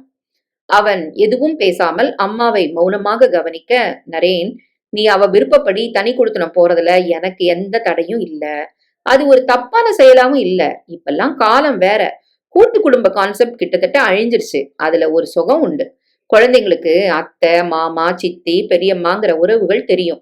4 பேர் கூட வளரலாம். இதெல்லாம் சரிதான். ஆனா மாற்று கருத்துக்கள் நிறைய வரும். பெரியவங்க ஆட்சியை விட்டு நகர மாட்டாங்க. அவங்க செஞ்சாதான் சரியா இருக்கும்னு சொல்லுவாங்க. இதுல மிஞ்சுறது மனக்கசப்பு தான், சண்டை சச்சரவு தான். இதனால முகம் பார்க்க பிடிக்காத சூழ்நிலை தேவையில்லாம உருவாகும். உறவுகளுக்கு மத்தியில விரிசல் வரும். அம்மாக்களோட மிகப்பெரிய குசும்பு என்ன தெரியுமா? தான் பொண்ணு புருஷன் கூட சந்தோஷமா தனி குடுத்தனம் போனோம், ஆனா மருமக மட்டும் இவங்க கண்ட்ரோல்ல இருக்கணும். யாருப்பா சம்மதிப்பாங்க? கை நிறைய சம்பாதிக்கிற பெண்கள், அதுவும் படிச்ச உலகம் தெரிஞ்ச பெண்கள் எப்படி இதை ஏத்துப்பாங்க? இது பிள்ளைங்க வாழ்க்கையில நிம்மதியை கெடுக்குது. அவன் ஒரு லைப்போடு அம்மா சொல்வதை கேட்டுக்கொண்டிருந்தான். நீ தனியா போற காரணமா உறவுகள் உடைய போறதில்ல. சமந்தா அம்மா படிக்காத ஒரு மளிகை கடைக்காரரை கல்யாணம் செஞ்சுக்கிட்டு வேலைக்கும் போயிட்டு தன்மையா குடும்பம் நடத்தலையா? தான் மகளுக்கு தப்பான உபதேசம் தர்ற தாய் இல்ல அவங்க. அதனால நாங்க அந்த குடும்பம் பத்தி கவலைப்படல. அம்மா, உங்களை மாதிரி ஒரு நல்ல புரிதல் உள்ள அப்பா அம்மாவை பிரிஞ்சு வேற குடுத்தனம் போறதுல எனக்கு உடன்பாடு இல்ல. அடுத்தபடியா எனக்கு சமந்தாவை பிடிச்சிருந்தாலும் ஒரு சந்திப்புல அவ சொல்ற எல்லாத்துக்கும் தலையாட்டணும்னு அவசியமும் இல்ல. அவ கருத்தை ஆணித்தரமா சொல்ற உரிமை அவளுக்கு உண்டு. ஆனா எனக்கும் அந்த ரைட்ஸ் இருக்கு இல்லையா? உன்னை பார்த்து பேசினப்புறம் அவ உன் பதில நிச்சயமா எதிர்பார்த்து காத்திருப்பா நரேன். நீ அவகாசம் எடுத்துக்கிறது தப்பு இல்ல. ஆனா உன் முடிவு இதுதான் உறுதியா நீ இருந்தா அதை சொல்லிடு. தாமதம் ஏன்? சரிம்மா, ஒரு நாள் ஆற போட்டு அப்புறமா நான் பேசுறேன். அன்று இரவு வரை அம்மா எதுவும் சொல்லாததால் ராதிகா பொறுக்க முடியாமல் கேட்டே விட்டாள். என்னம்மா சொல்றான் அவன்? அவனுக்கு சமந்தாவை பிடிச்சிருக்கு. அவ இவனை மயக்கிட்டா. இந்த மாதிரி பேசாத ராதிகா, ரொம்ப லோக்கலா இருக்கு. உன் அண்ணன் அவன். அவனோட கேரக்டர் உனக்கு தெரியாதா? இந்த மாதிரி நீ பேசினா அவனுக்கு வெறுப்பு வரும். அண்ணன் தம்பிகள் பல பேருக்கு சகோதரிகள் கிட்ட வெறுப்பு வர இந்த மாதிரி பேச்சு தான் காரணம். அவங்களுக்கும் ஒரு வாழ்க்கை உண்டு இல்லையா? நீ என்ன என் மேல குறை காண்றியா? உன் பிள்ளை தனி கொடுத்தனம் போனா சரின்னு சொல்லுவியா? அவனுக்கு அதுல விருப்பம் இருந்தா நிச்சயம் தடுக்க மாட்டேன். ஏன், நீ உன் பூந்த வீட்டு மனுஷங்களோட எத்தனை நாள் சேர்ந்து இருந்திருக்க? என் மாமியார் சரியில்லை, உன் அம்மா சரி, ஆனா மாமியார் சரியில்லையா? இது ஏதான வர்றவளும் சொல்லுவா. அதை உன்னால தாங்கிக்க முடியுமா? நீ என் பக்கமே விரல நீட்டினா எப்படி? இந்த பாரு, ஒரு தமிழ் சினிமா பாட்டு உண்டு. மண்ணு வெட்டி கையில் எடுப்பார் சில பேர், மற்றவருக்கு குழி பறிப்பார், அது தன் பக்கம் பார்த்திருக்கும் என்பதை தானறிய மறந்திருப்பார். நான் யாருக்கு குழி வெட்டினேன்? நாம மத்தவங்க வாழ்க்கையில அளவுக்கு மீறி தலையிடுறது ஒரு மாதிரி குழி வெட்டுறதுக்கு சமந்தான். அவன் சங்கதிகளை அவன் தீர்மானிக்கட்டும். என் பிள்ளை சந்தோஷமா வாழ தனி குடித்தனம் தான் தீர்வுன்னா எனக்கோ உன் அப்பாவுக்கோ அதுல எந்தவித மாற்று கருத்தும் இல்ல. ஆனா எனக்கு இருக்கு. உன்னை யாரும் கேட்கலையே. நான் நரேனுக்கு தங்க, 3வது மனுஷி இல்ல. எனக்கு அவன்கிட்ட எல்லா உரிமைகளும் உண்டு. ஒரே வயித்துல பிறந்து ஒன்னா வளர்ந்தவங்க நாங்க. நான் 10ஓட 11 கல்யாணத்துக்கு வந்து சாப்பிட்டு மொய் எழுதிட்டு போற தேர்ட் பர்சனா? சொல்லுமா. நீ உன் நாத்தனாருக்கு என்ன உரிமைகளை தந்திருக்க? எதுவும் தரல. ஏன்னா அவ ராட்சசி. இங்க வர்றவ எவளா இருந்தாலும் உன்ன மாதிரி வர மாதிரி தானே விமர்சனம் பண்ணுவாங்க. நீ எனக்கு அம்மாவா இல்ல மாமியாரா? உனக்கு மட்டும் இல்ல, வர்றவளுக்கும் அம்மாவா நான் இருக்கணும்னு ஆசைப்படுறேன். ஆனா அவ சத்தியமா உனக்கு மகளா இருக்க மாட்டா. உன் முகத்துல கரிய பூசிக்கிட்டே போயிட்டே இருப்பா. நியாயமா நடக்கிறவங்க முகத்துல யாருமே கரி பூச முடியாது ராதிகா. எனக்கு நீ எந்த அளவுக்கு முக்கியமோ அதை விட நரேன் முக்கியம். நீ ஓவரா பேசுறத நிறுத்து. அந்த சமந்தாவை இந்த வீட்டு மருமகளா வர நான் விட மாட்டேன். அம்மா காந்திமதி அதிர்ச்சியாகி விட்டாள். நீ ஏண்டி இப்படி பேசுற? அவ உன்னை என்ன செஞ்சா? நான் அவளை கணிச்சிட்டேன். அவளால நம்ம குடும்பத்துல குழப்பம்தான் வரும். இது ஏன் பிறந்த வீடு. இந்த குடும்பம் நல்லா இருக்கணும்னு நினைக்கிறவனா. இங்க ஒரு பிரச்சனை வரும்னா அதுல தலையிட எனக்கு எல்லா உரிமைகளும் உண்டு. அவ வரக்கூடாது. அம்மா அதிர்ந்து போனாள் ராதிகாவின் தீவிரம் பார்த்து. அவனை பார்த்து பேசிய முதல் இங்கே வந்த பிறகு அம்மாவின் கருத்தையும் கேட்ட பிறகு சமந்தா உறங்கவே இல்லை. அவன் பேரழகன் அல்ல, ஆனால் ஒரு மேன்லினஸ் அவனிடம் இருந்தது. அது மட்டுமல்ல, அந்த அமைதி அவளை என்னவோ செய்தது. எதற்கும் உணர்ச்சி வசப்படாமல் பிரச்சனைகளை அவன் கையாளுவது அவளுக்கு பிடித்து விட்டது. நீ பேச போறியா நரேன் கிட்ட? நான் என் கருத்தை சொல்லிட்டேம்மா. அவங்கள மாதிரி நல்ல அப்பா அம்மாக்களை விட்டுட்டு எந்த ஒரு பிள்ளையும் தனியா வரமாட்டான். உனக்கு ஏத்த பதில் வராது. உனக்கு மாப்பிள்ளை தேடுறது சுலபம் இல்ல. இந்த மாதிரி பிடிவாதமும் நீ நினைக்கிறதுதான் நடக்கணும்னு நினைச்சா அதுக்கு யாருமே சம்மதிக்க மாட்டாங்க. இல்லைன்னா வர்ற பையன் யாரும் இல்லாத அனாதையா வீட்டோட இருக்கிற மாப்பிள்ளையா இருக்கணும். அங்க நாத்தனார் பிரச்சனை வராது. நீ வச்சதுதான் சட்டமா இருக்கும். யாரும் இல்லாத ஒரு அனாதை எனக்கு புருஷனா வரணும்னு நான் நினைக்கல. இந்த பாரு, சில பேருக்கு இயல்பா தனி கொடுத்தனும் அமையும். அப்படி அமைஞ்சவங்க எல்லாரும் நிம்மதியா இருக்காங்கன்னு சொல்ல முடியாது சம்மா. தனியா சமாளிக்க முடியாம எப்படி தவிக்கிறாங்க தெரியுமா? உடம்பு சுகமில்லாம போனா இல்ல, நாளைக்கு பிள்ளை உண்டானா, ஒரு பிரசவம் நடந்தா, அந்த பிள்ளைய வளர்க்க வேண்டிய சூழ்நிலை வந்தா, ஐயோ யாரும் இல்லாம மாட்டணுமேன்னு ஒரு தவிப்பு வரும். இங்க பாட்டி கொஞ்சம் ஆதிக்க மனப்பான்மை உள்ளவங்க தான். அத்தைகளை தாங்கி பிடிக்கிறவங்க தான். ஆனா அப்பா மளிகை கடை, நான் உத்தியோகம்னு போனப்போ ஒன்ன சனாவ ஆளாக்குனது அவங்கதான். அவங்க இல்லைன்னா நான் தண்டாடி இருப்பேன். குடும்பம்னா எல்லாம் தான். உறவுகளை உதர்ன காரணமா அது தொடர்பான வலிகளை நாம தான் அனுபவிக்கணும் சம்மா. அப்புறம் உன் விருப்பம். சீதாவின் கருத்து தெளிவாக இருந்தது. அப்பா வெங்கட் இது தொடர்பாக எதுவும் பேசவில்லை. வேலைக்கு புறப்பட்டு விட்டாள் சமந்தா. சீதா பெண் பார்க்கும் தொடர்பாக லீவு ஒரு நாள் அதிகமாகவே போட்டிருந்தாள். அதனால் வேலைகளை முடித்துவிட்டு பஸ் பிடித்து காளிகாம்பாள் கோவிலுக்கு வந்தாள். தரிசனம் முடித்து பிரகாரத்தில் வந்து உட்கார்ந்தாள். காளிகாம்பாள் ஆலயத்துக்கு வந்தாலே ஆழ்மன கேள்விகள் பலதுக்கும் சீதாவுக்கு விடைகள் கிடைத்துவிடும். குடும்பத்தில் குழப்பமோ சண்டை சச்சரவுகளோ பண விவகாரமோ தலை தூக்கினால் காளிகாம்பாள் ஆலயம் வந்து 1 மணி நேரம் உட்கார்ந்தால் சகல கேள்விகளுக்கும் சீதாவுக்கு பதில் கிடைத்துவிடும். இன்று கேள்விகளில் ஒரு தெளிவு இல்லை. ஆனால் பதிலை மனது தேடியது. உட்கார்ந்து விட்டாள் சீதா. தோளில் கை விழுந்தது. திரும்பினாள். ஆச்சரியம். காந்திமதி சிரித்த முகத்துடன் எதிரே. உங்களை நான் இங்க கொஞ்சம் கூட எதிர்பார்க்கல. நானும் தான். அம்மனை பார்த்துட்டு வந்ததும் நீங்க தான் என் கண்ணில் பட்டீங்க. பக்கத்தில் உட்கார்ந்தாள் காந்திமதி. அடிக்கடி இந்த கோவிலுக்கு வருவீங்களோ? வாரம் ஒரு முறை வருவேன். நம்ம மனசும் செயலும் எல்லா விதத்திலயும் நேர்கோட்டுல இருக்கு. எனக்கும் அதுல சந்தோஷம் சீதா. நீங்களும் என்ன பேர் சொல்லி கூப்பிடுங்க. சம்பந்தம் ஆகிறமோ இல்லையோ நல்ல தோழிகளா தொடரலாம் இல்லையா? நிச்சயமா நட்புக்கு ஒரு வேல்யூ உண்டு காந்திமதி. பொதுவாக 10 நிமிடங்கள் பேசிவிட்டு சீதா ஆழமாக பார்த்தாள் மதியை. நம்மள இந்த அம்மன் சந்திக்க வச்சதுக்கு வேற ஏதோ ஒரு காரணமும் இருக்கு மதி. உங்களுக்கு என்ன தோணுது? நரேன் இவங்க 2 பேரும் என்ன பேசினாங்கன்னு சொல்லிட்டான். அவன் எனக்கு மகன் மட்டும் இல்ல, நல்ல தோழன். நாங்க ஒரு அம்மா பிள்ளைங்கிற சுவரையெல்லாம் உடைச்சு சகலமும் பேசுவோம். அப்படி ஒரு நெருக்கம் எங்களுக்குள்ள உண்டு. அதனால அவன் எல்லாம் சொல்லிட்டான் சீதா. அவனுக்கு சமந்தாவை பிடிச்சிருக்கு. அதனாலதான் அவ கூப்பிட்ட உடனே போனான். எல்லாம் அவனுக்கு ஓகே. ஆனா தப்பா எடுத்துக்காதீங்க சீதா. அவனுக்கு தனி குடித்தனம் போறதுல மட்டும் உடன்பாடு இல்ல. அந்த அவரோட சிந்தனை தப்பு இல்ல மதி. ஒரு பார்வையில உங்களை எங்களுக்கு ரொம்ப பிடிச்சு போச்சு. என் பொண்ணு சமா சில பாரம்பரிய கோடுகளை பெண் பார்க்க வரும்போது நியாயமா கடைப்பிடிக்க வேண்டிய விதிகளை கலைச்சா. அது யாருக்குமே எரிச்சல் மூட்டக்கூடிய ஒரு சங்கதிதான். அந்த பொண்ணு மேல உள்ள அபிப்பிராயத்தை ஒட்டுமொத்தமா புரட்டி போட்டுரும். அதுதான் எங்க வீட்டுல நடந்தது. சமந்தா நடந்துகிட்டது அவளை பெத்த தாயான என்னாலேயே ஜீரணிக்க முடியல. ஆனா நீங்க எத்தனை கேஷுவலா அதை எதிர்கொண்டு டிஃபனை கேட்டு வாங்கி சாப்பிட்டு போனீங்க. அந்த மனசோட சங்கமம் தான் கோயில்ல நம்மள சந்திக்க வச்சிருக்கு. நரேன் சொல்றதுல தப்பே இல்ல. நான் அவனுக்கு சொன்ன பதிலையும் உங்களுக்கு சொல்லிடுறேன் சீதா. சமந்தா விரும்பி அதை நரேன் ஏத்துக்கிட்டா அவங்க தனி கொடுத்தனம் போறதுல எங்களுக்கு எந்த ஒரு தடையும் இல்ல சீதா. குழந்தைங்க சந்தோஷமா இருக்கணும். அவங்கள எப்பவும் நம்ம மடியில வச்சுக்கணும்னு ஆசைப்படுறது நியாயம் இல்ல. மதியை பிரமிப்புடன் பார்த்தாள் சீதா. உங்கள மாதிரி ஒரு மாமியார் கூட வாழற வாய்ப்பை என் பொண்ணு இழந்தா அது அவளோட துரதிர்ஷ்டம். நான் எங்க போயிட போறேன். வேற வேற வீட்டுல இருந்தாலும் மனசு ஒரே இடத்துலதான் இருக்கும். நான் பச்சை கொடி காட்டியாச்சு. என் மனச உங்க சமந்தாவுக்கு சொல்லிடுங்க. நிச்சயமா உங்க கூட அவ வாழணும். அப்படி நடக்கலன்னா அவ யோகம் போல இருக்கட்டும். வேற என்ன சொல்ல. இருவரும் எழுந்தார்கள். நான் உங்களை டிராப் பண்ணவா சீதா? வேண்டாம், கொஞ்சம் ஷாப்பிங் இருக்கு, அதை முடிச்சுட்டு நான் போறேன். இருவரும் கை குலுக்கி அணைத்து அன்பை தெரிவித்து பிரிந்தார்கள். மாலை வெளியே வரும்போது தீபா காத்திருந்தாள். சமந்தா தீபாவுடன் அந்த ஐஸ்கிரீம் கடைக்குள் நுழைந்தாள். என்னடியாச்சு? சமந்தா ஒன்று விடாமல் ஒப்பித்தாள். நீதான் தெளிவா சொல்லிட்டியே, அப்புறம் என்ன அதுல இருந்து மாறாத? இல்ல தீபா, தனி கொடுத்தனத்துக்கு நரேன் நிச்சயம் சம்மதிப்பார்னு எனக்கு தோணல. அப்ப விட்டு, நரேனை விட்டா வேற ஆம்பளை உலகத்துல இல்லையான்னு? அப்படி இல்லடி, எனக்கு அவரை ரொம்ப பிடிச்சிருக்கு. நான் அன்னைக்கு நடந்துகிட்டது ஓவர் தான் எனக்கே புரியுது. ஆனா அவர் பதறவே இல்லை. தனியா வந்து என் கருத்துக்களை முகத்துல அடிச்சா மாதிரி சொல்லியும் அந்த முகத்துல துளி கூட பதட்டம் இல்ல. எல்லா தகுதிகளும் இருந்தும் தன்னை பத்தி ஒரு தற்பெருமை கடுகளவு கூட இல்ல. எதுக்குமே டென்ஷன் இல்ல. இப்படி ஒரு கூல் பர்சனை வாழ்க்கையில இப்பதான் நான் பாக்குறேன்.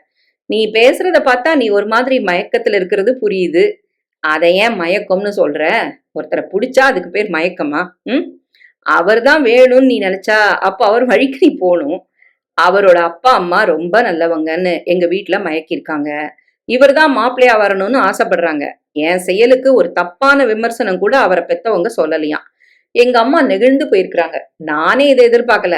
அந்த மாதிரி நல்லவங்க கூட வாழ நீ கொடுத்து வச்சிருக்கணும்னு எங்க அம்மா சொல்றாங்க. அதை என்னால உதற முடியல. விட்டு கொடுத்து வாழ்ந்த காரணமா நான் எதையும் இழக்கலன்னு எங்க அம்மா தெளிவா இருக்கிறாங்க. சோ நீ பெரியவங்க கூட வாழ தயாரா இருக்க. அந்த விருப்பம் இப்பவும் எனக்கு இருக்கான்னு தெரியல. ஆனா நரேன் மாதிரி ஒருத்தரை இழக்கிறது முட்டாள்தனமோன்னு தோணுது. அந்த எண்ணம் தப்பு இல்ல. ஒரு தகுதியான மனுஷனை நீ தொலைக்க வேண்டாம். ஆனா உன் சுயத்தை நீ விட்டு தரவும் கூடாது. என்ன சொல்ல வர? நரேன் பெத்தவங்க கூட தான் வாழணும்னு உறுதியா இருக்காரான்னு தெரிஞ்சுக்கோ. அதுல மாற்றம் இல்லைன்னா நீ முடிவெடு. ஆனா உனக்கு வரப்போற மாமியார் இப்ப நல்லவங்களா இருக்கலாம். ஆனா கல்யாணமாகி மருமகளா நீ அந்த வீட்டுக்கு போனா அந்த ராதிகா உன் மாமியார் மனச கலைச்சிருவா. அது நிச்சயம். அப்படியா சொல்ற? ஆமாண்டி. தான் பெத்து வளர்த்த மகளை விட புதுசா போற நீ ஒசத்தியா என்ன? அந்த அளவுக்கு எவளும் நல்லவளா இருப்பான்னு எனக்கு தோணல. அதனால நீ என்ன சொல்ல வர? அப்படி பெரியவங்க கூட சேர்ந்து வாழ்ற நிலை உனக்கு வந்தா அந்த வீட்டுல உனக்கு எல்லா உரிமைகளும் உண்டு. அதை விட்டு தராத. அந்த ராதிகாவை வெளியில நிறுத்து. அவ வாழ ஒட்ட நறுக்கு. அது முடியுமா? ஏன் முடியாது? உன் வீட்டுக்கு வந்து உன்னை கீழே உட்கார சொன்னவள நீ சும்மா விடலாமா? உன் வீட்டுல அவளுக்கு எந்த உரிமையும் இல்லாமலே இந்த ஏத்தம். நீ அங்க மருமகளா போற. உனக்கு அங்க சகல உரிமைகளும் உண்டு. புரியுதா? அது அவங்க அப்பா வீடு. நீ அப்படி பாக்காத. உன் புருஷன் அங்க ஒரு புள்ளன்னா அவருக்கு எல்லா உரிமைகளும் உண்டு. நீ அவர் மனைவி. உன்னை யார் தட்டி கேட்க முடியும்? நமக்குள்ள உரிமைகளை எப்பவும் எங்கேயும் விட்டு தரக்கூடாது. புரியுதா? இந்த பாரு, நீ வேலையை விட்டு படிக்கிறத நரேன் எதிர்க்கல. இந்த குடுத்தன சங்கதியை மட்டும்தானே பாக்கணும். அதுல கவனமா இரு. இப்ப அவரா வர்ற வரைக்கும் நான் காத்திருக்கணுமா? இரு. நீயா வாய விட்டுறாத. வந்த பந்துகளை மட்டும் எடுத்து ஆடு. சமந்தா அடுத்த 2 நாட்களும் காத்திருந்தாள். நரேனிடம் எந்த பதிலும் வராமல் போக தவிப்பு அதிகமானது. அம்மாவிடம் கேட்டே விட்டாள். நரேன் எதுவும் சொல்லலையேம்மா. ஏன்? நீ தடி கொடுத்தனும் கேட்ட.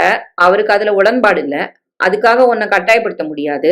நரேனும் சரி, அவங்கள பெத்தவங்களும் சரி, நாங்க பார்த்த வரைக்கும் யாரையும் எதுக்கும் கட்டாயப்படுத்துறது இல்ல. சுதந்திரமா விட்டுடுறாங்க. அதனால அவங்க இனிமே வரமாட்டாங்க. சமந்தாவுக்கு சுருக்கென்றது. அவளுக்கு இந்த மாதிரி ஒரு பதில் லேசாக அதிர்ச்சியை தந்தது. அதை சீதா கூர்ந்து கவனித்தாள். சரி விடு சமா. உனக்கு தனி கொடுத்தனம் தான் விருப்பம். நரேனுக்கு அதுல உடன்பாடு இல்ல. யாரும் யாரையும் எதுக்கும் கட்டாயப்படுத்த முடியாது. உன் விருப்பப்படி வாழ்க்கை என்னைக்கு அமையுதோ அன்னைக்கு அமையட்டும். அம்மா சீதா உள்ளே வந்து விட்டாள். அவள் வேண்டுமென்றேதான் அப்படி சொன்னாள். காளிகாம்பாள் ஆலயத்தில் பார்த்த பிறகு பரஸ்பரம் போன் நம்பர்களை இருவரும் வாங்கிக் கொண்டதும் தினசரி பேசுவதும் வீட்டில் தெரியாது. அந்த சமயம் இந்த யோசனையை சொன்னது சீதாதான். நரேன் என்ன பதில் சொல்ல நினைச்சாலும் அதை உடனடியா சொல்ல வேண்டாம், கொஞ்சம் ஆற போடட்டும். நான் சொல்றதுல உள்ள காரணத்தை புரிஞ்சுக்குங்க மதி. சரி சீதா, நான் என் பிள்ளைக்கு சொல்லிடுறேன். சீதாவின் அதிர்ச்சி வைத்தியம் சரியாக வேலை செய்தது. சமந்தா இதை கேட்டு ஒரு மாதிரி ஆகிவிட்டாள். அன்று இரவு முழுக்க உறங்கவே இல்லை. ஒரு பெரும் மனப்போராட்டம் கடந்து காலையில் 9 மணிக்கு நரேனுக்கு மெசேஜ் அனுப்பினாள். உங்ககிட்ட இருந்து ஏன் எந்த தகவலும் இல்ல? அதற்கு பதிலே அரை நாள் கழித்துதான் வந்தது. தனி குடுத்தனத்துல எனக்கு உடன்பாடு இல்ல, நீங்க அதை விரும்புற காரணமா நாம இணைய வாய்ப்பில்ல, தேங்க்ஸ். சமந்தா உடைந்தே போனாள். ச்சே, இந்த தீபா பேச்ச கேட்டு நல்ல ஒரு மனுஷனை நான் இழக்க இருந்தனே. என் அவசரத்தால எனக்கு தான் நஷ்டம். இத நான் சரி செஞ்சாகணும். எப்படி? நான் ஈகோ பார்த்தா எனக்கு தான் இழப்பு. எனக்கு நரேன் வேணும்னா நான் தான் தேடி போகணும். அவர் நிச்சயமா இனி என்னை தேடி வரமாட்டாரு. நான் பேச வேண்டிய நேரம் வந்தாச்சு. அவனை நேரில் பார்த்து பேச வேண்டும் என்ற முடிவுக்கு வந்து விட்டாள் சமந்தா. நரேனுக்கு போன் போட்டால் அவன் எடுக்கவே இல்லை. பல முறை முயற்சித்தும் பதில் இல்லை. அவன் என்கிட்ட பேசி இனி என்ன ஆக போறது என்னன்னு இருந்துட்டானோ? சமந்தாவுக்கு பதட்டம் கூடியது. நரேனை நேரில் போய் பார்த்து விடலாமா? அது சரியாக இருக்குமா? நான் போன நேரத்தில் அவர் இல்லாமல் போனான். இதுல நான் செயல்படுறதை விட அம்மாவோட ஆலோசனை முக்கியம். அம்மாவை கலந்து செய்யறது தான் சரி. ஒரு முடிவுக்கு வந்து விட்டாள் சமந்தா. நேராக அம்மா வேலை செய்யும் பள்ளிக்கூடத்துக்கே வந்து விட்டாள். அம்மா சீதா இதை எதிர்பார்க்கவே இல்லை. என்றைக்குமே குழந்தைகள் அம்மாவின் பள்ளிக்கூடத்துக்கு வந்ததே இல்லை. அவளுக்கு ஆச்சரியம், கூடவே கேள்வியும் வந்தது. என்ன சம்மா, எதுக்கு இங்க வந்திருக்க? தான் நரேனுக்கு செய்தி அனுப்பியதையும் அதற்கு நரேன் பதில் அனுப்பியதையும் மொபைலை எடுத்து காட்டினாள் சமந்தா. என்ன தப்பு? நீ அவருக்கு தந்த செய்திக்கு பதில் செய்தி வந்தாச்சு. இதுல உனக்கு என்ன குழப்பம் சம்மா?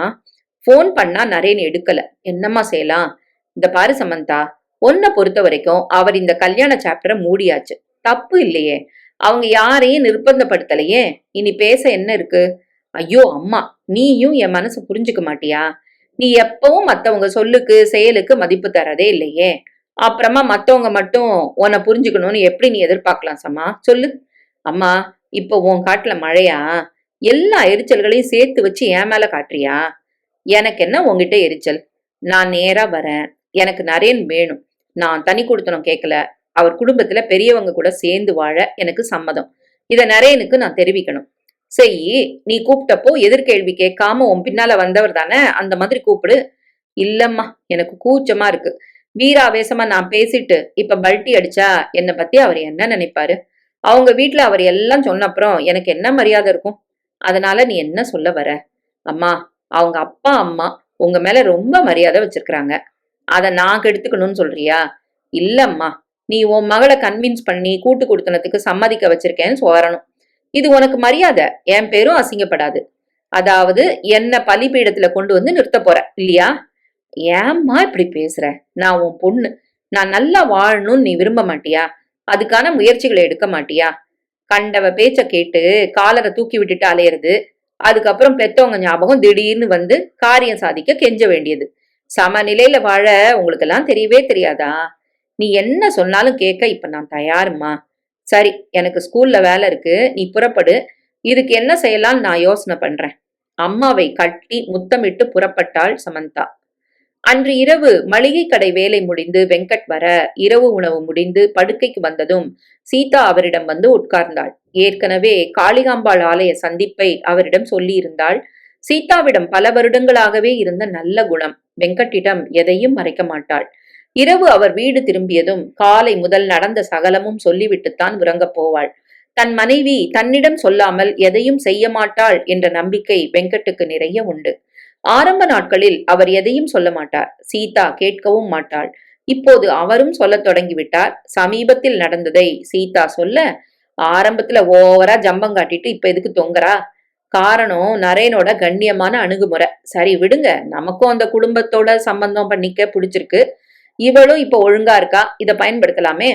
உனக்கு அந்த அம்மா சிநேகிதியாச்சே, நீயே பேசிடு. இதெல்லாம் போன்ல பேசினா சரிப்படுமா? கோயிலுக்கு அவங்கள வரவழ.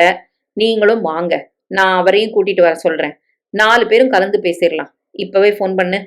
சீதா உடனே ஃபோன் மூலம் காந்திமதிக்கு தகவல் தர, எனக்கு ரொம்ப சந்தோஷம். நான் இப்பவே இவர்கிட்ட பேசுறேன். நாளைக்கு எந்த நேரம் கோயில் சந்திப்புங்கிறத காலையில முடிவு பண்ணலாம். நிச்சயமா நரேன் சமந்தா கல்யாணம் நடக்கும். இந்த கடைசி வாக்கியத்தை மதி பேசும்போது ஏதோ கேட்க அவர் மகள் ராதிகா கதவை திறக்க, நிச்சயமா நரேன் சமந்தா கல்யாணம் நடக்கும் என்ற சொற்கள் அழுத்தம் திருத்தமாக காதில் விழுந்தது. ராதிகா பதட்டமாகிவிட்டாள். எவ வரக்கூடாதுன்னு நான் கவனமா இருக்கணும், அவளை இங்க கொண்டு வர வேலை நடக்குதா? விடக்கூடாது. இனி அம்மா மேல ஒரு கண்ணு வைக்கணும். காலையில் எழுந்து குளித்து காந்திமதி விநாயகம் புறப்பட, அம்மா 2 பேரும் கோயிலுக்கு போறீங்களா? ஏன் ராதிகா? கோயிலா இருந்தா நானும் வருவேன். இல்லம்மா, ஒரு டாக்குமெண்ட்ல அம்மா கையெழுத்து வேணும். அதை ஆபீஸ்ல வச்சுதான் போட முடியும். என்ன டாக்குமெண்ட்? ராதிகா, உன்னை கல்யாணம் செஞ்சு கொடுத்தாச்சு. உன் விஷயத்துல நாங்க தலையிடுறது இல்ல. அதே நாகரிகத்தை நீயும் கடைப்பிடிச்சா நல்லது. இப்ப கூட நரேன் எங்களை எதுவுமே கேட்க மாட்டான். அம்மா பளிச்சென பதில் சொல்லிவிட ராதிகா முகம் சிவந்தது. வர வர என் மரியாதை இந்த வீட்டுல தேயுது. புரிஞ்சா சரி. அவங்கவுங்க இருக்க வேண்டிய இடத்துல இருந்தா மரியாதை தானா தேடி வரும். இல்லைன்னா இருக்கிறதும் போயிடும். என்னங்க, வண்டி எடுங்க. ராதிகாவுக்கு வெறி அதிகமானது. இவர்கள் கார் போய் நிற்க வெங்கட் சீதா காத்திருந்தார்கள். வெங்கட் விநாயகம் பரஸ்பரம் கை குலுக்கிக் கொள்ள கோவிலுக்குள் நுழைந்து அம்மனை தரிசனம் செய்துவிட்டு மண்டபத்தில் வந்து உட்கார்ந்தார்கள். கொஞ்சம் நேரம் பேச்சில் ஆண்கள் இருவரும் நண்பர்களாக சீதா பேச்சை ஆரம்பித்தாள். சமந்தா ஆரம்பத்துல நடந்த விதம் சரியில்லை. எங்களுக்கு அதுல கொஞ்சம் கூட உடன்பாடு இல்ல. ஆனாலும் கௌரவம் கருதி நாங்க மௌனமா இருந்தோம். ஆனா உங்க பேச்சால பழக்கத்தால இந்த இடத்துக்கு வந்து நிக்கிறோம். எங்க மகன் ஆதரிக்க தயாரா இல்ல. தப்புன்னா அதை யார் செஞ்சாலும் தப்புதான். நானும் அதைத்தான் சொல்றேன். உங்க சமந்தா பதட்டமாக காரணமே என் பொண்ணு ராதிகா தான். இவ உங்க வீட்டுல வந்து டாமினேட் பண்ணா அவளால எப்படி பொறுத்துக்க முடியும்? சரி, விஷயத்துக்கு வா சீதா. முதல்ல பிடிவாதமா தனி கொடுத்தனம் கேட்டா சமந்தா. உங்க மகன் தீர்மானமா நரேன் மறுத்துட்டாரு. அவர்தான் புருஷனா வரணும்னு மனசுல இவ முடிவெடுத்துட்டா. அதனால தனி கொடுத்தனம் வேண்டாம், சேர்ந்து வாழ தயார்னு இப்ப இறங்கி வந்திருக்கா. இப்ப கூட உங்களுக்கு விருப்பம் இருந்தா அவளை மருமகளா ஏத்துக்கிட்டா போதும். எந்த கட்டாயமும் இல்ல. நம்ம நட்பு தொடரும் இதே மாதிரி. என் ஆசையும் அதுதான். அவ சுதந்திரத்துக்கு எங்க வீட்டுல எந்த ஒரு பங்கமும் வராது. அதுக்கு நாங்க உத்தரவாதம் தரோம். உங்களை பத்தி எங்களுக்கு தெரியாதா? நீங்க நிச்சயமா பாசமா இருப்பீங்க. அதுல என்ன சந்தேகம்? ஆனா இவளுக்காக நீங்களும் எதையும் விட்டு தர வேண்டிய அவசியம் இல்ல. இவ மனச கூட இருந்த தீபான்னு ஒரு கொள்ளிக்கட்டை கெடுத்து வச்சிருக்கு. அதான் குழப்பத்துக்கு காரணம். விடுங்க. கல்யாணம்னு வரும்போதே 4 பேர் 4 விதமா பேசத்தான் செய்வாங்க. நம்ம மனசு திடமா இருக்கணும். சரி, மேற்கொண்டு என்ன செய்யலாம்? நீங்க எங்க வீட்டுக்கு வாங்க. எதுவும் நடக்காத மாதிரி அழகா பேசி தேதியை குறிச்சிடலாம். என்ன சொல்றீங்க? விநாயகம் அழகாக சொல்ல, நாளைக்கே அற்புதமான நாளு. பொன் கிடைச்சாலும் புதன் கிடைக்காதுன்னு சொல்லுவாங்க. நாளைக்கே வந்துருங்க. சமந்தாவையும் கூட்டிட்டே வந்துருங்க. கல்யாணம் நடக்கிறதுக்கு முன்னால வரலாமா? அதுல தப்பே இல்ல. இனி அது அவ வீடு. சந்தோஷமாக 4 பேரும் கலைய அப்பா அம்மாவை பின்தொடர்ந்து வந்த ராதிகா மறைந்து நின்று சகலமும் கேட்டாள். கண்களில் பல்ப் எரிந்தது. சமந்தா முகம் பளிச்சென இருந்தது. அம்மா தகவலை சொல்ல முகத்தில் வெளிச்சம் அதிகமானது. அப்பா வெங்கட் அருகில் வந்தார். இந்த பாருமா, உன்கிட்ட முக்கியமா நான் ஒண்ணு சொல்லணும். அந்த நரேனும் நல்லவன். பெத்தவங்க 2 பேரும் அதை விட தன்மையானவங்க. ஆனா அந்த ராதிகா கொஞ்சம் கடமுடான்னு தான் இருப்பா.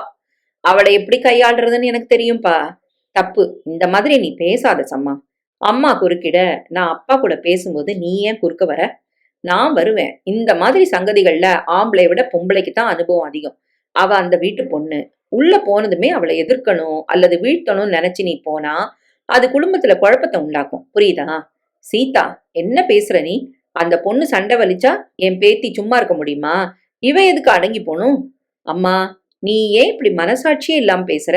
சீதா இங்க வாழ வந்தப்போ அகிலா ஆடின ஆட்டம் கொஞ்சமா? உன்கிட்ட போட்டு போட்டு கொடுத்து நீயும் சீதாவை பாடா படுத்தலையா? இப்ப உன் பேத்தின்னு வரும்போது நியாயங்கள் தலைகீழா மாறுதா? என்னங்க, இப்ப எதுக்கு இதெல்லாம்? இல்ல சீதா, தப்ப செய்யறது அம்மாவா இருந்தாலும் மகளா இருந்தாலும் சொல்லித்தான் ஆகணும். இந்த பாரிசம்மா, நீ இந்த வீட்டுல இருக்கிற மாதிரி காலையில 9 வரைக்கும் படுத்து தூங்கி எழுந்து குளிச்சு ஆபீஸ்க்கு போறதெல்லாம் நல்லா இருக்காது. உன் மாமியார் நல்லவங்க. அவங்க அன்பும் பாசமும் என்னைக்கும் உன்கிட்ட நிலைச்சு நிக்கிற மாதிரி பாத்துக்க. சரிம்மா, எனக்கு எதுவும் சரின்னு படுதோ அதை நான் செய்யறேன். அட்வைஸ் போதும்னு நினைக்கிறேன். அப்பா முகம் மாறிவிட்டது. அவர் சரக்கென உள்ளே போக, சமா, உன்னோட இந்த முன்கோபத்தை முதல்ல விடணும். பொம்பளைக்கு பொறுமை ரொம்ப முக்கியம். அது இல்லைன்னா குடும்பத்துல நிம்மதி காணாம போயிரும். இதுக்கு மேல நான் பேச போறதில்ல. அங்கே நரேனிடம் அம்மா காந்திமதி விவரம் சொல்ல, என்கிட்ட சொல்லாம இப்படி ஒரு சந்திப்பு நடந்திருக்கா? உனக்கு சந்தோஷம் தானே? அம்மா, எனக்கு எது மகிழ்ச்சின்னு உன்னை விட தெரிஞ்சவங்க யாரும்மா? நீயும் அப்பாவும் என்ன முடிவு எடுத்தாலும் எனக்கு சம்மதம்தான். அந்த வார கடைசியில் ஒரு நல்ல நாளில் ஜோசியரை அழைத்து சமந்தாவின் வசதிகளை கேட்டு முகூர்த்தம் குறித்து விட்டார்கள். அந்த மாத கடைசியில் கல்யாணம் என முடிவானது. நடுவில் 2 வாரங்களே இருந்தது. நாம மண்டபம் பிக்ஸ் பண்ணணும், கூரை, தாலி, பட்டு துணிகள் எல்லாம் வாங்கணும், கேட்ரிங், வீடியோ, போட்டோ எல்லாம் ஏற்பாடு பண்ணணும். அதெல்லாம் பெண் வீட்டார் செலவு தானே? ராதிகா குறுக்கே நுழைய, இல்ல, எல்லாத்தையும் அவங்க தலையில கட்டணும்னு இல்ல, மொத்த பட்ஜெட் போட்டு ஆளுக்கு பாதியா அதை பிரிச்சுக்கலாம். அம்மா காந்திமதி சொல்ல, அப்பா விநாயகம் அதை ஆமோதிக்க ராதிகா தன் எதிர்ப்பு கொடியை ஏற்றினாள். இதென்ன பழக்கம்? அவங்க செலவை பாதியாக்க அண்ணன் அவ தூண்டி விட்டுருக்காளா? நீ வாய மூடு. இதுல நரேனுக்கும் சமந்தாவுக்கும் சம்பந்தமே இல்ல. நரேன் இப்ப வெளியில போயிருக்கிறான். இந்த மாதிரி நீ பேசுறது தெரிஞ்சா அவனுக்கு உன் மேல வெறுப்பு வரும் ராதிகா. அதுக்காக நிஜத்தை பேசாம இருக்க முடியுமா? நீ எதையும் பேச வேண்டாம். பெரியவங்க நாங்க இதுல முடிவு எடுத்துப்போம். நான் இந்த வீட்டு பொண்ணு, எனக்கு எல்லா உரிமைகளும் உண்டு. என்னங்க, நமக்கு நேரமாச்சு, போலாம். அதே காளிகாம்பாள் ஆலயத்தில் 4 பேரும் சந்திக்க கல்யாண ஏற்பாடுகள் மொத்தத்தையும் பேசினார்கள். நீங்க எதுக்கு பாதி போடணும் மதி? சீதா கேட்க, நீங்க கேட்கல சீதா, ஆனா கல்யாணம் இரு குடும்பத்தார் தொடர்பான ஒரு மங்கள சந்தோஷ நிகழ்வு. அதுக்கு பெண் வீட்டாரே எல்லா பாரங்களையும் சுமக்கிறது நியாயம் இல்ல. சில பேர் அவங்க வீட்டு அழைப்பிதழ அடிக்கிறது கூட பெண் வீட்டார் தலையில கட்டுவாங்க. எங்களுக்கு எதுலயும் ஆசை இல்லைன்னு சொல்லி சொல்லி கேட்டு வாங்குவாங்க. விடுங்க, நமக்குள்ள ஒரு நல்ல உறவு அழகா உருவாகி இருக்கு. அது பணத்தால கெடக்கூடாது. 4 பேரும் எல்லா சங்கதிகளையும் கலந்து பேசி கல்யாணத்தை நடத்துவோம். மற்ற எல்லா சங்கதிகளையும் பேசினார்கள். 4 சூப்பர் மார்க்கெட் வைத்து லட்சக்கணக்கில் வெங்கட் சம்பாதிப்பதால் மகளுக்கு போட வேண்டிய நகைகள், மாப்பிள்ளைக்கு நகைகள், உடைகள் என மிக பிரமாதமாக திட்டமிட்டார்கள். உங்களுக்கு நாங்களும் குறைஞ்சவங்க இல்லைன்னு என விநாயகம் காந்திமதியும் சமந்தாவுக்கு செய்யும் சீர்வரிசைகளை பெரிய அளவில் திட்டமிட்டார்கள். வேலை ஜரூராக ஆரம்பமாகிவிட்டது. சமந்தா என்ன நடக்கிறது என எதையும் கேட்கவில்லை. அப்பா அம்மா எதை செய்தாலும் பிரமாதமாக செய்வார்கள் என்ற நம்பிக்கையே நிறையவே அவளுக்கு உண்டு. அவளுக்கு புகுந்த வீட்டார் நகை எடுக்க மறுநாளை குறித்திருந்தார்கள். நீங்க குடும்பத்தோட தங்க மாளிகைக்கு வந்துருங்க என மதி சொல்லி காலை தயாராக ராதிகா வந்தாள். அவளுக்கு எவ்வளவு நகை போட போற? அப்படி ஒன்னும் கணக்கு வச்சுக்கல. 30 சவரன் போடலான்னு நானும் அப்பாவும் தீர்மானம் பண்ணிருக்கோம். கூட 5 சவரன் ஆனாலும் தப்பு இல்ல, தவிர வைர பிரேஸ்லெட். இதெல்லாம் ஓவரா இல்ல? வரப்போறவ நரேன் மனைவி, எங்க மருமக, இந்த வீட்டு மகாராணி, உனக்கு சமமானவ. அவளுக்கு என்ன செஞ்சாலும் தகும். இதுல நீ தலையிடாத. ராதிகா கடுப்பாகி விட்டாள். இங்க இவர்கள் புறப்படும் நேரம் அம்மா சம்மாவிடம் வந்தாள். உனக்கு நிறைய செய்யணும்னு உன் மாமியார் ஆசைப்படுறாங்க. அந்த ராதிகா கிட்டையும் நீ தோழமையாரு, புரியுதா? அது அவ நடந்துக்கிறத பொறுத்தது. சீதா கவலையுடன் கணவரை பார்க்க அவர் முகத்திலும் அது இருந்தது. சின்னவள் சனாவும் இவர்களுடன் புறப்பட்டாள். சமந்தாவுக்கு நகை புடவைகள் எடுக்க போறீங்க. எனக்கு வயசாச்சு, நான் வரல. அது நியாயம். என் பொண்ணுங்களுக்காக இவளுக்கு அத்தைகளாச்சே. அகிலா மூத்தவ, அவளையாவது கூப்பிட்டுருக்கலாம். நீ வேணான்னு சொன்னியா சீதா? சொல்லியிருப்ப. அம்மா, அவ சொல்லல. அவங்க 4 பேருமே வரட்டும் தான் சீதா சொன்னா. வேண்டான்னு சொன்னது நான் தான். ஏன்னா சம்மந்தி வீட்டுல அடுத்த சொந்தங்களை அவங்க அழைக்கல. நீ நடிக்காத வெங்கட். நிறுத்துமா, இந்த மாதிரி வார்த்தைகளை நீ நிறுத்து. மனசை புண்படுத்துறது ரொம்ப. நடிக்க இது சினிமாவா இல்ல டிவி சீரியலா? குடும்பம். நான் எதுக்கு உங்ககிட்ட நடிக்கணும்? ஒரு வார்த்தையை பேசும்போது எதிர்பக்கத்துல அது என்ன விளைவை உண்டாக்கும்னு யோசிச்சு பேசு. என்னங்க, எதுக்கு இவ்வளவு கோவப்படுறீங்க? நடிக்காதன்னு அத்தை பலமுறை என்கிட்ட சொல்லியிருக்கிறாங்க. நான் உண்மையா இருந்தும் நடிக்காத நம்பிட்டேன். இதெல்லாம் அத்தையோட பாஷை. இத பெருசா எடுத்துக்க வேண்டாம். புறப்படலாம். பாட்டி முகம் அருந்து தொங்கியது.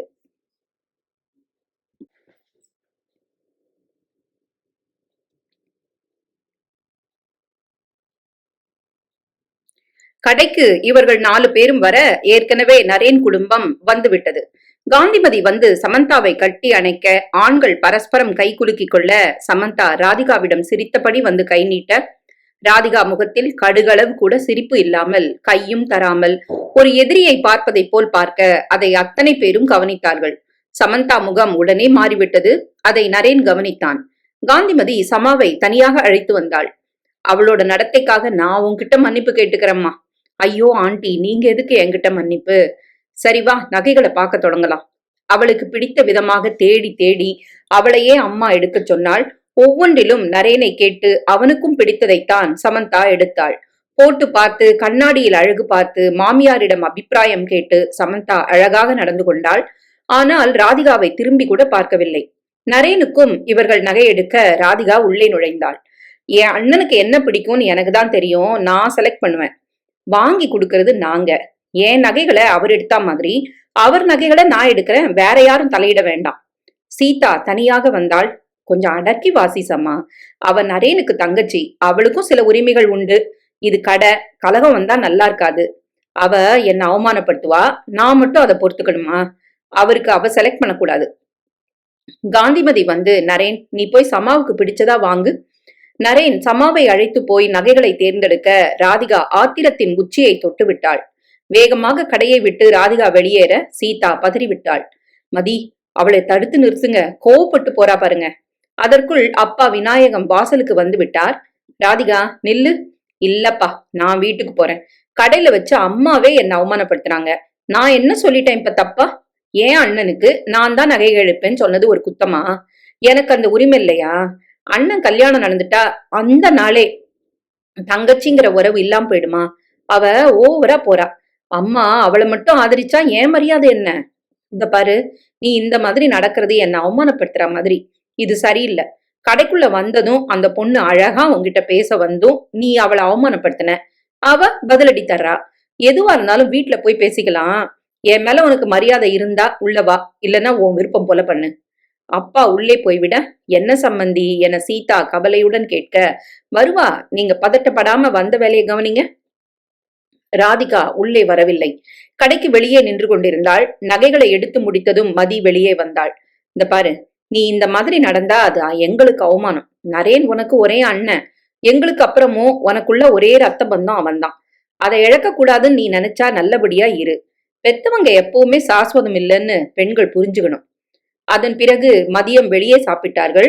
ஜவுளி கடைக்கு போனார்கள்.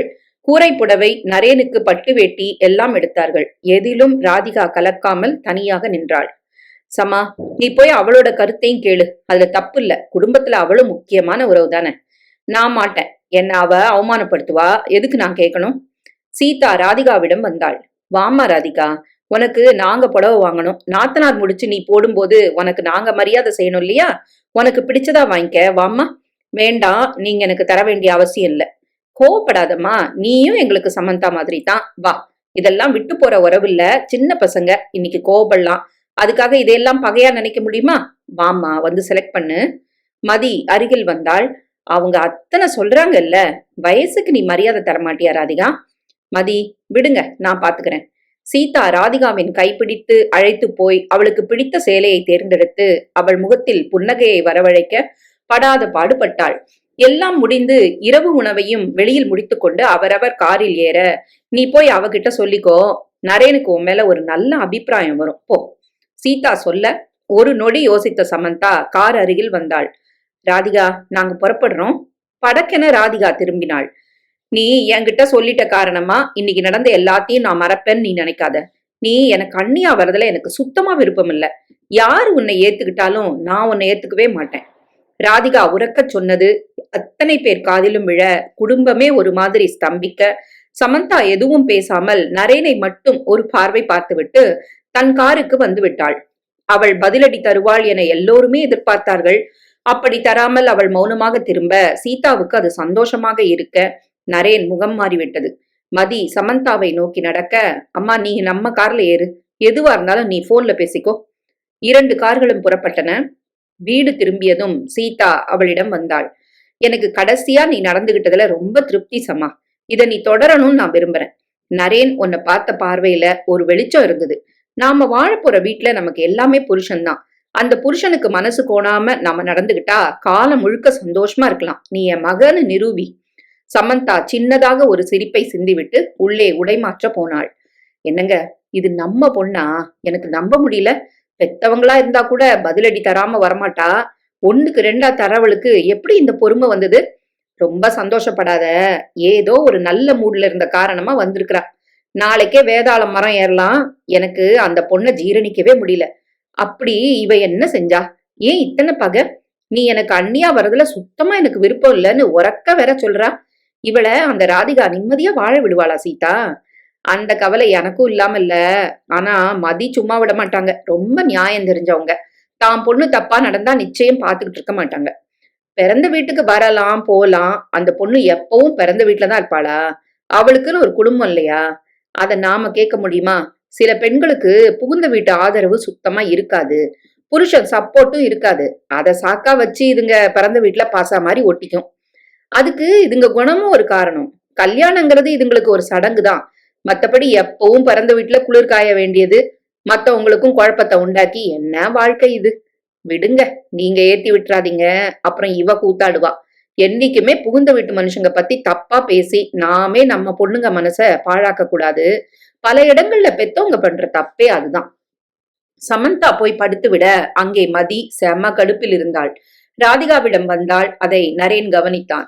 அம்மா, கொஞ்சம் உள்ள வாயேன். அப்பா நீங்களும் தான். இருவரும் உள்ளே வர நரேன் கதவை தாளிட்டான். எனக்கு ஆத்திரம் அதிகமா இருக்கு. கார்ல ஏறும்போது அழகா சொல்லிக்க வந்த சமந்தாவ இவ எப்படி அவமானப்படுத்தினா பாரு.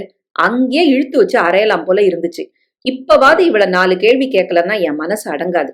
அத நீ கேட்க வேண்டாம் தான் நான் உன்னை உள்ள கூப்பிட்டேன். கேட்கலன்னா அவ ஆட்டம் அதிகமாகும்டா நரேன்.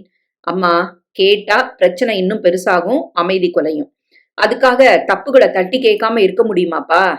அப்பா, சமந்தா பதிலுக்கு பதில் பேசாம போமாட்டா. ஆனா அவ ஏன் பேசல? சீதா சொல்லி கொடுத்திருப்பா. அதனால மட்டும் அவ அடங்க மாட்டா. என்ன அவ பார்த்த பார்வையில எனக்கு அவ மரியாதை தர்றான்னு தெரியுது. அத இவ புரிஞ்சுக்காம மேலும் மேலும் ஆட்டம் போடுவாளே. அவளும் எத்தனைதான் பொறுமையா இருப்பா. நீ இப்பவே சமந்தா கிட்ட பேசு நரேன். நரேன் போன் போடும்போது இரவு 11. சமந்தா எடுத்தாள். ராதிகா, ராதிகா, உன்கிட்ட அந்த மாதிரி பேசினதுக்கு நான் மன்னிப்பு கேட்டுக்கிறேன் சமந்தா. நான் இத ஸ்பீக்கர்ல போட்டிருக்கேன். அப்பா அம்மா பேசுறாங்க. இருவரும் மன்னிப்பு கேட்க, ஆண்டி என்ன இது? இந்த மாதிரி பண்ணாதீங்க. நான் எதையும் மனசுல வச்சுக்கல. எனக்கு பார்த்து பார்த்து 2 பேரும் எல்லாம் செய்றீங்க. எனக்கு நீங்க வாங்கின எல்லாம் ரொம்ப பிடிச்சது. தேங்க்யூ. இங்க பாருமா, கல்யாணம் முடியறதுக்குள்ள உனக்கு பிடிச்சது 4 நடந்தா பிடிக்காதது 2 நடக்கும். நீ எங்களை மனசுல வச்சுக்கிட்டு கொஞ்சம் பொறுமையா இருக்கணும்மா. நிச்சயமா ஆண்டி, என்னால எந்த பிரச்சனையும் வராது. இது போதும்மா, நீ தூங்கு, நாளைக்கு பேசிக்கலாம். அப்பா அம்மாவுக்கு பரம திருப்தி. நரேனுக்கு அதைவிட சந்தோஷம். இவர்கள் கதவை திறந்ததும் ராதிகா பார்த்தாள். என்ன, வருங்கால மருமகள் கிட்ட சரணாகதியா? அப்பா வாய் பேச ஓரடி முன்னால் எடுத்து வைத்தார். நரேன் அவர் கைகளை பிடித்து தடுத்து விட்டான். அவர்கள் படுக்க போக, அம்மா, உன்கிட்ட நான் கொஞ்சம் பேசணும். ராதிகா சொல்ல, அம்மா பதிலே சொல்லாமல் உள்ளே போய் கதவை சாத்தினாள். ராதிகா முகம் இருண்டது. காலை எழுந்து அம்மா வந்ததும் ராதிகா வழிமறித்தாள். நில்லு, நீ என்கிட்ட பேச மாட்டியா? நீ நல்லத பேசுனா நான் பேசுவேன், இல்லன்னா நான் பேச தயாரா இல்ல. சமந்தாவை ஏத்துக்க மாட்டேன்னு சொல்ல நீ யாரு? அவ உன் குடிய கெடுத்தாளா? என்ன செஞ்சா அவ உன்ன? எங்களுக்கு அவளை பிடிச்சிருக்கு. கல்யாணம் செஞ்சுக்க போறவன் அவன், அவனுக்கும் பிடிச்சிருக்கு. உனக்கு அப்படி என்ன வெறி? எங்க எல்லாரோட வெறுப்புக்கும் நீ ஆளாகணுமா? நல்லா இல்ல ராதிகா. நீ எங்களுக்கு ஒரே பொண்ணு. உன்னோட இந்த அடாவடி போக்கால பேச வேண்டிய கட்டாயம் வந்திருக்கு. மனசுக்கு கஷ்டமா இருக்கு. உன் அண்ணன் அவன். அவளை விரும்பி கல்யாணம் செஞ்சுக்கிறான். தொடக்கத்துல தனி குடுத்தனம் வேணும்னு கேட்ட சமந்தா இவனுக்காக அந்த எண்ணத்தை கூட மாத்திக்கிட்டா. அவ அழகா உன்கிட்ட வந்து கடையில பேசினா. நீ முகம் திருப்புன. கடைசியா சொல்லிக்க வரும்போது அவளை ஏத்துக்க மாட்டேன்னு முகத்துல அடிச்ச மாதிரி பேசின. அவ இந்த வீட்டு மருமகளா வர்றது முடிவாகி முகூர்த்தம் கூட குறிச்சாச்சு. அதை நிறுத்த முடியுமா? அவ உள்ள வரும்போது ஒரு பதமான உறவு வேணாமா? நீ பச்சை குழந்தையா என்ன? இப்பவும் மோசம் இல்ல. நாங்க சொன்னா அவ கேப்பா. நீ கேட்கலன்னா எங்களுக்கு அசிங்கம். நீ தனிச்சு நிக்காத. அப்புறம் உன் விருப்பம். எனக்கு அவளை பிடிக்கல. அவ இந்த வீட்டுக்கு வாழ வந்து உங்க எல்லார் நிம்மதியும் கெடுக்க போறா. உனக்கு படும்போது என் அருமை புரியும். நீ சொல்றது ஒரு நாளும் நடக்காது. எனக்கு சமந்தா மேல நம்பிக்கை இருக்கு. அவளால குடும்பத்துல குழப்பம் ஒரு நாளும் வராது. இந்த பேச்சு தொடங்கும் போதே நரேன் செல்போனை சமந்தாவுக்கு போட்டு அதை ஆன் செய்து விட்டான். இவர்கள் பேசுவது அத்தனையும் அவளுக்கு கேட்டது. அவளும் வசதியான குடும்பத்து பொண்ணு, படிச்சவ, நல்ல உத்தியோகத்துல இருக்கிறா, செல்லமான பொண்ணு. அவளுக்கும் பிடிவாதம், கோவம் எல்லாம் இருக்கு. அவளை நீ அலட்சியமா பேசினா அவ சும்மா இருக்க மாட்டா. உனக்கு ஒரு புடவை வாங்க அந்த சீதா எவ்வளவு இறங்கி வந்தா. என்ன தலையெழுத்து அவங்களுக்கு? வேண்டா ராதிகா, இந்த போக்கு நீ மாத்திக்கலன்னா நம்ம குடும்பத்து அமைதி கொலையும். என் பிள்ளை சந்தோஷத்தை யார் கொலைச்சாலும் நான் சும்மா இருக்க மாட்டேன். அந்த சமந்தா இந்த வீட்டுல சந்தோஷமா இருக்க நானும் அப்பாவும் முழு ஒத்துழைப்பும் தருவோம். சகலமும் சமந்தா கேட்டாள். எவளோ ஒருத்தி இந்த வீட்டுக்கு வாழ வந்து என்ன உங்க எல்லாருக்கும் எதிரியாக்க போறாளா? இல்ல, நீ பாசமா இருந்தா அந்த பொண்ணால உனக்கு எந்த சிக்கலும் இல்ல. நீ தப்பா நடந்து அத அவ எதிர்த்தா நானே உன் பக்கம் நிக்க முடியாது. அவளும் தைரியசாலிதான். எதுவா இருந்தாலும் நேரடியா பேசக்கூடிய பொண்ணுதான். போதும் மதி. ராதிகா புரிஞ்சு நடந்தா அது அவளுக்கு நல்லது. நமக்கு கல்யாண வேலைகள் நிறைய இருக்கு. அத கவனிக்கலாம் வா. அப்பா அம்மா வெளியே புறப்பட நரேன் புறப்பட்டான். ராதிகாவை அவன் மதிக்கவே இல்லை. அம்மா செய்த உபதேசத்தால் ராதிகா இன்னும் அதிக எரிச்சலானாள். அதே நேரம் அங்கே சமந்தா சின்ன குழப்பத்தில் இருந்தாள். நரேன் என்கிட்ட பேச நினைச்சு செல்போனை ஆன் பண்ணியிருக்கிறாரு. அதுக்குள்ள வீட்ல பிரச்சனை வெடிச்சிருக்கு. ஆஃப் பண்ணதா நினைச்சு விட்டுருக்கிறாரு. ஆனா அங்க நடந்த அத்தனையும் என் காதுக்கு வந்தாச்சு. என் அம்மா சொன்ன மாதிரி நிஜமாவே அத்தை நல்லவங்க, நியாயம் தெரிஞ்சவங்க. எனக்கு முழு ஆதரவும் தர அந்த குடும்பமே காத்திருக்கு. அத புரிஞ்சு நானும் நடக்கணும். நரேன் மறந்து போய் செல்போனை ஆன் செய்யவில்லை. தன் அப்பா அம்மா பற்றி சமந்தா முழுமையாக தெரிந்து கொள்ள வேண்டும் என்றே இதை செய்தான் என்பது அவனுக்கு மட்டுமே தெரியும். இது ஒரு மாதிரி மனோதத்துவ அணுகுமுறை. அது நரேனுக்கு மிகப்பெரிய பலனை தரும் என்பது அவனுக்கு தெரியும். உணர்ச்சி வசப்படுவதால் எந்த காரியத்தையும் சாதித்து விட முடியாது. நிதானமும் புத்திசாலித்தனமும் தான் எதையும் சாதிக்கும். கல்யாணத்துக்கு ஒரு வாரம் மட்டுமே இருந்த நிலையில் எல்லா ஏற்பாடுகளும் பிரமாதமாக நடக்க சமந்தா வீட்டில் ஒரு சுமங்கலி பூஜைக்கு ஏற்பாடு செய்திருந்தார்கள். அதற்கு இவர்களை அழைக்க வெங்கட்டும் சீதாவும் வந்தார்கள். நாளைக்கு வீட்டுல சுமங்கலி பூஜை வச்சிருக்கோம் மதி. அவசியம் நீங்க குடும்பத்தோட வந்துருங்க. ராதிகா நீயும் வரணும். நான் எதுக்கு? என்னம்மா இப்படி கேக்குற? நீயும் அந்த வீட்டு பொண்ணுதான். நீ நம்ம வீட்டுல என்ன விசேஷம் நடந்தாலும் கண்டிப்பா கலந்துக்கணும். எனக்கு சமந்தாவை பிடிக்கல. அவ இருக்கிற வீட்டுக்கு நான் வரமாட்டேன். காந்திமதி கடுப்பின் உச்சத்துக்கே வந்து விட்டாள். என்னடி பேசுற நீ? நானும் போனா போட்டுன்னு விட்டா ஓவரா போற. என்ன நினைப்பு உன் மனசுல? அவங்க சம்பந்தி ஆக போறவங்க, வயசுல மூத்தவங்க. உனக்கு அப்பா அம்மா ஸ்தானம். மரியாதையா வந்து சுமங்கலி பூஜைக்கு உன்னையும் அழைக்கிறாங்க. அவங்க பொண்ணையே நீ விமர்சனம் பண்ற. நாளைக்கு அவ இந்த வீட்டுக்கு வாழ வரப்போறா. அப்ப நீ இந்த வீட்டுக்கே வராம இருப்பியா? நான் ஏன் வராம இருக்கணும்? இது ஏன் அப்பா வீடு. நான் போகவே மாட்டேன். வர்றவங்க இங்க இருக்கணுமா இல்ல போகணுமான்னு முடிவு செய்யட்டும். அத்தனை பேரும் அதிர்ந்து போனார்கள். என் மருமக இந்த வீட்டுலதான் வாழ்வா. சீதா, நாம புறப்படலாம். வெங்கட் பொறுமை இழந்து விட்டார். விநாயகம் முகத்தில் வேதனை கொப்பளித்தது. என்னங்க, அவசரப்படாதீங்க. நமக்கு பெரியவங்க தான் முக்கியம். மதி சீதாவை உள்ளே அழைத்து போனாள். எங்களை மன்னிச்சிருங்க சீதா. இவளுக்கு மூளை கலங்கி போச்சான்னு எனக்கு தெரியல. கடுமையா பேசுவா. ஆனா இந்த அளவுக்கு கடுமையா நடக்க மாட்டா. விடுங்க மதி. முதல் கோணல் முற்றும் கோணல்னு சொல்லுவாங்க. இத பார்த்து சமந்தா டென்ஷன் ஆனா கஷ்டம். எனக்கே கவலையா இருக்கு. கொஞ்ச நேரத்தில் அவர்கள் புறப்பட்டு விட்டார்கள். மதிக்கு ராதிகாவிடம் முகம் கொடுத்து பேச பிடிக்கவில்லை. அப்பா வெறுப்பின் உச்சியில் இருந்தார். நரேன் சகலமும் கவனித்துக் கொண்டிருந்தான். மறுநாள் ராதிகாவை அழைக்காமல் அவர்கள் இருவரும் மட்டும் புறப்பட, என்னையும் அவங்க அழைச்சிருக்கிறாங்க. நீ வேண்டாம். அங்க வந்து அவளை அவமானப்படுத்துவியா? வெறுத்து போய் இந்த கல்யாணமே வேணான்னு அவ சொல்லுவா. ராதிகாவின் கண்கள் மலர்ந்தது. ஆஹா, கல்யாணத்தை நடக்க விடாம தடுக்க இது ஒரு நல்ல வழியாச்சே. நான் வரத்தான் போறேன். நீங்க கூட்டிட்டு போலனா எனக்கு அவங்க வீட்டுக்கு வழி தெரியாதா? அம்மா, நான் வரேனே. பிரச்சனை இல்ல, ராதிகாவும் வரட்டும். நரேன் சொல்ல அம்மா அப்பாவுக்கு பதட்டமாக இருந்தது. 4 பேரும் வந்து விட்டார்கள். இவளையும் பார்த்ததும் சீதாவுக்கே கொஞ்சம் பதட்டமாகத்தான் இருந்தது. சமந்தா எல்லோரையும் வரவேற்றாள். வா ராதிகா, நான் உன் நாத்தனாராக போறவ. உன்னை விட வயசுல பெரியவ. மரியாதை கத்துக்கோ. நீ அவருக்கு தங்க. அதனால நான் உனக்கு அண்ணி. அண்ணி அம்மாவுக்கு சமம். புரியுதா? நீயா அம்மாவா? இந்த மாதிரி பேசுற தகுதி உனக்கு இருக்கா? எங்க அண்ணன் பண்ண பாவம். ராதிகா, யார்கிட்ட என்ன பேசுற? குரல் உயர்த்தி விநாயகம் கத்த அருகில் வந்த சமந்தா, அங்கிள் ஏன் பதட்டம்? ராதிகாவுக்கு என்கிட்ட சண்டை போட உரிமை இல்லையா? விடுங்க, நான் தப்பா எடுத்துக்க மாட்டேன். அந்த குடும்பத்துல நானும் ஒருத்தி. குளிர்ந்து போனார் விநாயகம். மதி வந்து சமாவை கட்டி அணைக்க சீதா வெங்கட் இதை கொஞ்சமும் எதிர்பார்க்கவில்லை. அதன் பிறகு சுமங்கலி பூஜை தொடங்க அத்தனை மரியாதைகளும் செய்தும் ராதிகா அடங்காமல் சமந்தாவை பல விதங்களிலும் தொடர்ந்து அவமானப்படுத்த அத்தனை பேரும் பதட்டமாகி விட்டார்கள். ஆனால் சமந்தா மட்டும் கொஞ்சமும் அசைந்து தரவில்லை. ராதிகாவுக்கு தர வேண்டிய மரியாதையை கடுகளவும் குறைக்கவும் இல்லை.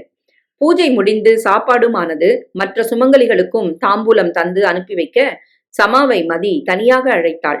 உன்னை நினைச்சா எனக்கு ரொம்ப பூரிப்பா இருக்குமா. ஆனா ராதிகாவை நினைச்சா இப்ப பயம் வருது. அவ உன்னை நிம்மதியா வாழ விடுவாளா அந்த வீட்டுல?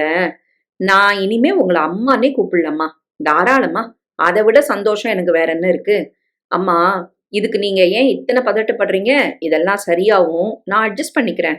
எனக்கு நீங்களும் அப்பாவும் இருக்கும்போது என்ன கவலை? மதி உணர்ச்சி வசப்பட்டு அழுது விட்டாள். நீ மருமகளா கிடைக்க நாங்க கொடுத்து வச்சிருக்கணும்மா. சீதா அருகில் தான் இருந்தாள். சீதா, அற்புதமான பெண்ணை பெத்திருக்கிறீங்க. எங்களுக்கும் அவ வாழ வர்றது கொடுப்புன. அம்மா, எல்லாத்துக்கும் ராதிகாவை கண்டிச்சு குற்றம் காணாதீங்க. என் மேல உள்ள கோபம் அதிகமாகும். அப்புறமா நாளைக்கு நான் சொல்லாததை கூட சொன்னதா சொல்லி என் மேல பழி சுமத்தலாம். விட்டுருங்க. நமக்கு கல்யாணம் நல்லபடியா நடக்கணும். சரிம்மா, நான் இனி நீ சொன்னதைத்தான் கேட்பேன். காரில் ஏறும்போது கூட குத்தலாக பேசிவிட்டுத்தான் புறப்பட்டாள் ராதிகா. வீடு திரும்பியதும் அவளிடம் முகம் கொடுத்து கூட அம்மா பேசவில்லை. அப்பா தனியாக நரேனை அழைத்தார். என்னடா ஆச்சு இவளுக்கு? மூளை கலங்கி போச்சா? அவங்க வீட்டுக்கு போய் சமந்தாவை அவமானப்படுத்துறா, தப்பு தப்பா பேசுறா. எதுக்கு? அந்த பொண்ணு எவ்வளவு பொறுமையா இருந்தா. அவ ஆரம்பத்துல எப்படி இருந்தா? அந்த பொண்ணா இந்த பொண்ணுன்னு நினைக்கிற அளவுக்கு இருக்காளே. ராதிகா டாக்டரை பார்க்கணுமா? அப்பா, அதெல்லாம் எதுவும் வேண்டாம். இது நாம எல்லாரும் சேர்ந்து செஞ்ச தப்பு. என்னப்பா சொல்ற? நாம செஞ்ச தப்பா? நாம என்ன செஞ்சோம்? அவ கல்யாணமான நாள் தொட்டு 80% பிறந்த வீட்டுல தான் இருந்திருக்கிறா. அவ புருஷன் பொறுப்பெடுக்கல. பூந்த வீட்டு ஆட்கள் நழுவல் பேர் வழிகள். பொண்ணா பிறந்தவ பிறந்த வீட்டுக்கு வரலாம், இருக்கலாம், அதுல தப்பு இல்ல. ஆனா மாச கணக்கா வருஷ கணக்கா இருந்தா போக பிடிக்காது. பெண்களுக்கு பிறந்த வீடும் ஒரு போதை தான். இப்போ இந்த வீட்டுக்கு நிரந்தரமா ஒருத்தி வரப்போறா. அப்ப தான் உரிமைகள் பலதும் பறிப்போகுமேங்கிற ஆத்திரம் சமந்தா மேல பகையா உருவாகி இருக்கு. பல அம்மாக்கள் அப்பாக்கள் இதுல குற்றவாளிகள் எடுத்து சொல்லி புரிய வைக்காம அவளை போக விடாம இழுத்து பிடிச்சு அவங்க வாழ்க்கைய நாசமாக்குறாங்க. நீங்க 2 பேரும் அப்படி இல்ல. அதான் சமந்தா வருது பிடிக்காம அவளை தொடர்ந்து ராதிகா அவமானப்படுத்துறா. இது தொடரக்கூடாதே நரேன். நான் அம்மாட்ட பேசுறேன். அன்று இரவே அப்பா இது பற்றி அம்மாவிடம் பேச்சை எடுக்க, அதுதாங்க என் மனக்குழப்பமும். இவ பகையா மனசுல வளர்த்துட்டா. நரேன் சொல்றது சரிதான். அளவுக்கு மீறி ஒரு பொண்ணு பிறந்த வீட்டுல இருந்தா இந்த குழப்பம்தான் வரும். என்ன செய்யலாம்? இப்ப எதுவும் செய்ய வேண்டாம். கல்யாணம் முடியட்டும். அப்புறமா இதுக்கு ஒரு முடிவை கட்டலாம். முடிவை நான் எடுத்துட்டேன். அப்பா ரகசியமாக அதை சொல்ல, இதை தாங்க நானும் நினைச்சேன். நீங்க உடனே வேண்டிய ஏற்பாடுகளை செய்யுங்க. உடனே நடக்கட்டும். நாம இப்ப செய்யற ஏற்பாடுகள் நரேனுக்கு கூட தெரியக்கூடாது. ரகசியமா இருக்கட்டும். புரியுதா? நீ அவளை நல்ல பொண்ணுன்னு கணிச்சது தப்பே பண்ணல மதி. மதிக்கு பாராட்டில் கிடைக்கும் பெருமையை விட அடுத்த கட்ட போராட்டம் என்ன பின் விளைவுகளை தருமோ என்ற பீதியை உண்டாக்கியது. கல்யாணத்துக்கு இன்னும் 4 நாட்களே இருந்தது. 2 வீடும் பரபரப்பாக இருந்தது. ராதிகா மட்டும் எதிலும் கலந்து கொள்ளவில்லை. ஒட்டாமல் இருந்தாள். அவள் கணவன் கொஞ்ச நாட்களாகவே மும்பையில் தான் வாசம். இவளை அங்கே அழைத்து போக தயாராக அவனும் இல்லை. அவன் அழைத்தாலும் இவள் போகவும் மாட்டாள். புகுந்த வீட்டுக்கு போனால் மாமா அத்தையுடன் வாழ வேண்டும். பிறந்த வீடே கதி என கிடந்தால் மாமனார் மாமியார் வரமாட்டார்கள். ஒரு துரும்பை கூட கிள்ளி போட வேண்டாம். செலவும் இல்லை. எந்த பெற்றவர்களும் மகளும் பேர குழந்தையும் சாப்பிடும் சாப்பாட்டுக்கு கணக்கும் பார்க்க மாட்டார்கள். அதனால் இங்கே சுகவாசம். இதையெல்லாம் பெற்றவர்கள் கண்டுகொள்ளவில்லை. அண்ணன் கேள்வி கேட்கவில்லை. வரும் பெண்ணின் கண்களை அது உறுத்துமே. அவளை பெற்றவர்கள் ஒரு மாதிரி பார்க்க மாட்டார்களா? அதுதான் ராதிகாவின் பிரச்சனை. அம்மா பொருட்களை பேக் செய்வதில் முனைப்பாக இருந்தால் அவ துணிமணிகளை வைக்க இடம் வேணும். அவங்க பீரோ வாங்கி தரலையா? பீரோ போட நம்ம வீட்டுல இடம் இல்ல. இதுல உன்னை காலி செய்யணும். அதுக்கு நான் என்ன வேணும்? உன் துணிகளை உன் வீட்டுக்கு கொண்டு போயிரு. என் வீடா? அது என் வீடு இல்ல, என் மாமனார் வீடு. மாமனார் வீடுன்னா உன் வீடுதான். நாளைக்கு வரப்போற சமந்தாவுக்கு சொந்தம் இந்த வீட்டுல எல்லாமே. நீ உன் வீட்டுக்கு புறப்படுற நேரம் வந்தாச்சு. அவர் இல்லாம நான் எப்படி மாமியார் வீட்டுக்கு போறது? அப்ப மும்பைக்கு போ, புருஷன் கூட இரு. அங்க மாப்பிள்ளைக்கு கம்பெனி வீடு இருக்குல்ல. குழந்தைக்கு அவர் மேல ஒட்டுதலே இல்லாம போயிடும். அதுக்கு இடம் தராத. அவனோட எதிர்காலத்தை அது பாதிக்கும். நாங்க உனக்கு சாஸ்வதம் இல்ல. இத்தனை நாள் கதை வேற. இப்ப இன்னொருத்தி வரா. அதனால ஒரு மாற்றம் வரணும். நான் இந்த வீட்டு பொண்ணு. புதுசா வரவளுக்காக நான் போக முடியுமா? வேற என்ன வழி? அவளை போ சொல்லு. என்ன வளர்ற ராதிகா? அவதானே ஆரம்பத்துல தனி கொடுத்தனும் போக ஆசைப்பட்டா. அவ ஆசைய உன் பிள்ளை நிறைவேற்றட்டும். அவ நிம்மதியா அவனோட போய் தனி கொடுத்தனும் இருக்கட்டும். அவளும் சந்தோஷப்படுவா. உடனே ஏற்பாடு பண்ணு. நானும் அவளும் ஒரே வீட்டுல இருக்க முடியாது. புரியுதா? அம்மா அதிர்ந்து போனாள். ராதிகாவிடம் ஒரு மிருகத்தனம் தலை தூக்கும் என அப்பா அம்மா இருவருமே எதிர்பார்க்கவில்லை. அம்மா அப்பாவிடம் இதை சொல்ல விநாயகம் வெறியாகி விட்டார். அவளை வீட்டை விட்டே அனுப்பு. பெத்த பொண்ணா, இனி அவளை நினைக்காத. தலை முழுகு. தான் அண்ணன் வாழ்றத பொறுக்காத இவ ஒரு மனுஷியா? எனக்கு அவ முகமே பார்க்கவே பிடிக்கலிங்க. நமக்கு ஒரே பிள்ளை நரேன். அவனால என்னைக்குமே பிரச்சனை கிடையாது. ஆனா இவ ஆரம்பம் முதலே பிரச்சனை தான். காரணம் நம்ம இவளுக்கு கொடுத்த அளவுக்கு மீறின சலுகை. அத அவ தப்பா உபயோகப்படுத்திட்டா. கல்யாணத்துக்கு 4 நாள் இருக்கும்போது, எல்லாம் நிறைவா நடக்கும்போது, இவ இப்படி ஏழரைய கூட்டுறாளே, எனக்கு படபடன்னு வருதுங்க. இத எப்படி நரேன் கிட்ட சொல்ல முடியும்? சொல்லித்தாங்க ஆகணும். சொல்லலன்னா அந்த பொண்ணு உள்ள நுழையும் போதே இவ தப்பா பேசுவா. சீதாவுக்கு மனசு எப்படி இருக்கும்? இந்த மாதிரி ஒரு இடத்துக்கு பொண்ணை ஏன் கொடுத்தோன்னு மனசு சங்கடப்படாது? சொன்னா இவன் வருத்தப்படுவானே. இல்ல, பேசிரலாம். நாம அன்னைக்கு பேசின மாதிரி செஞ்சிடலாம் மதி. அது உடனே நடக்குமா? அதை விட எனக்கு இன்னொரு யோசனை தோணுதுங்க. சொல்லு மதி. அம்மா அதை சொல்ல அப்பா பதட்டமானார். நீ உன் மகளை ஆதரிக்கிறியா மதி? நீயும் சராசரி அம்மா ஆயிட்டியா? சத்தியமா இல்லைங்க. அந்த மாதிரி ஒரு நாளும் நான் ஆக மாட்டேன். இவ தொந்தரவு இல்லாம நரேன், சமந்தா நிம்மதியா வாழ எனக்கு உடனடியா வேற வழி தெரியலீங்க. இத செஞ்சா அவ ஏறிப்பா. அவளுக்கு தான் ஜெயிச்சிட்டோன்னு ஒரு அகந்த வரும். அது தற்காலிகம் தானே. நரேன் வந்ததும் பேசிடலாம். நரேன் மாலை வந்ததும் அவனை தனியாக இருவரும் அழைத்து பேசினார்கள். விவரத்தை சொன்னார்கள். சரி, என்ன உங்க யோசனை? ஆரம்பத்துல சமந்தா ஆசைப்பட்ட மாதிரி உங்க 2 பேரையும் தனி குடுத்தனம் வச்சிடலான்னு தோணுதுப்பா. இது ராதிகாவை பயந்து செய்யல.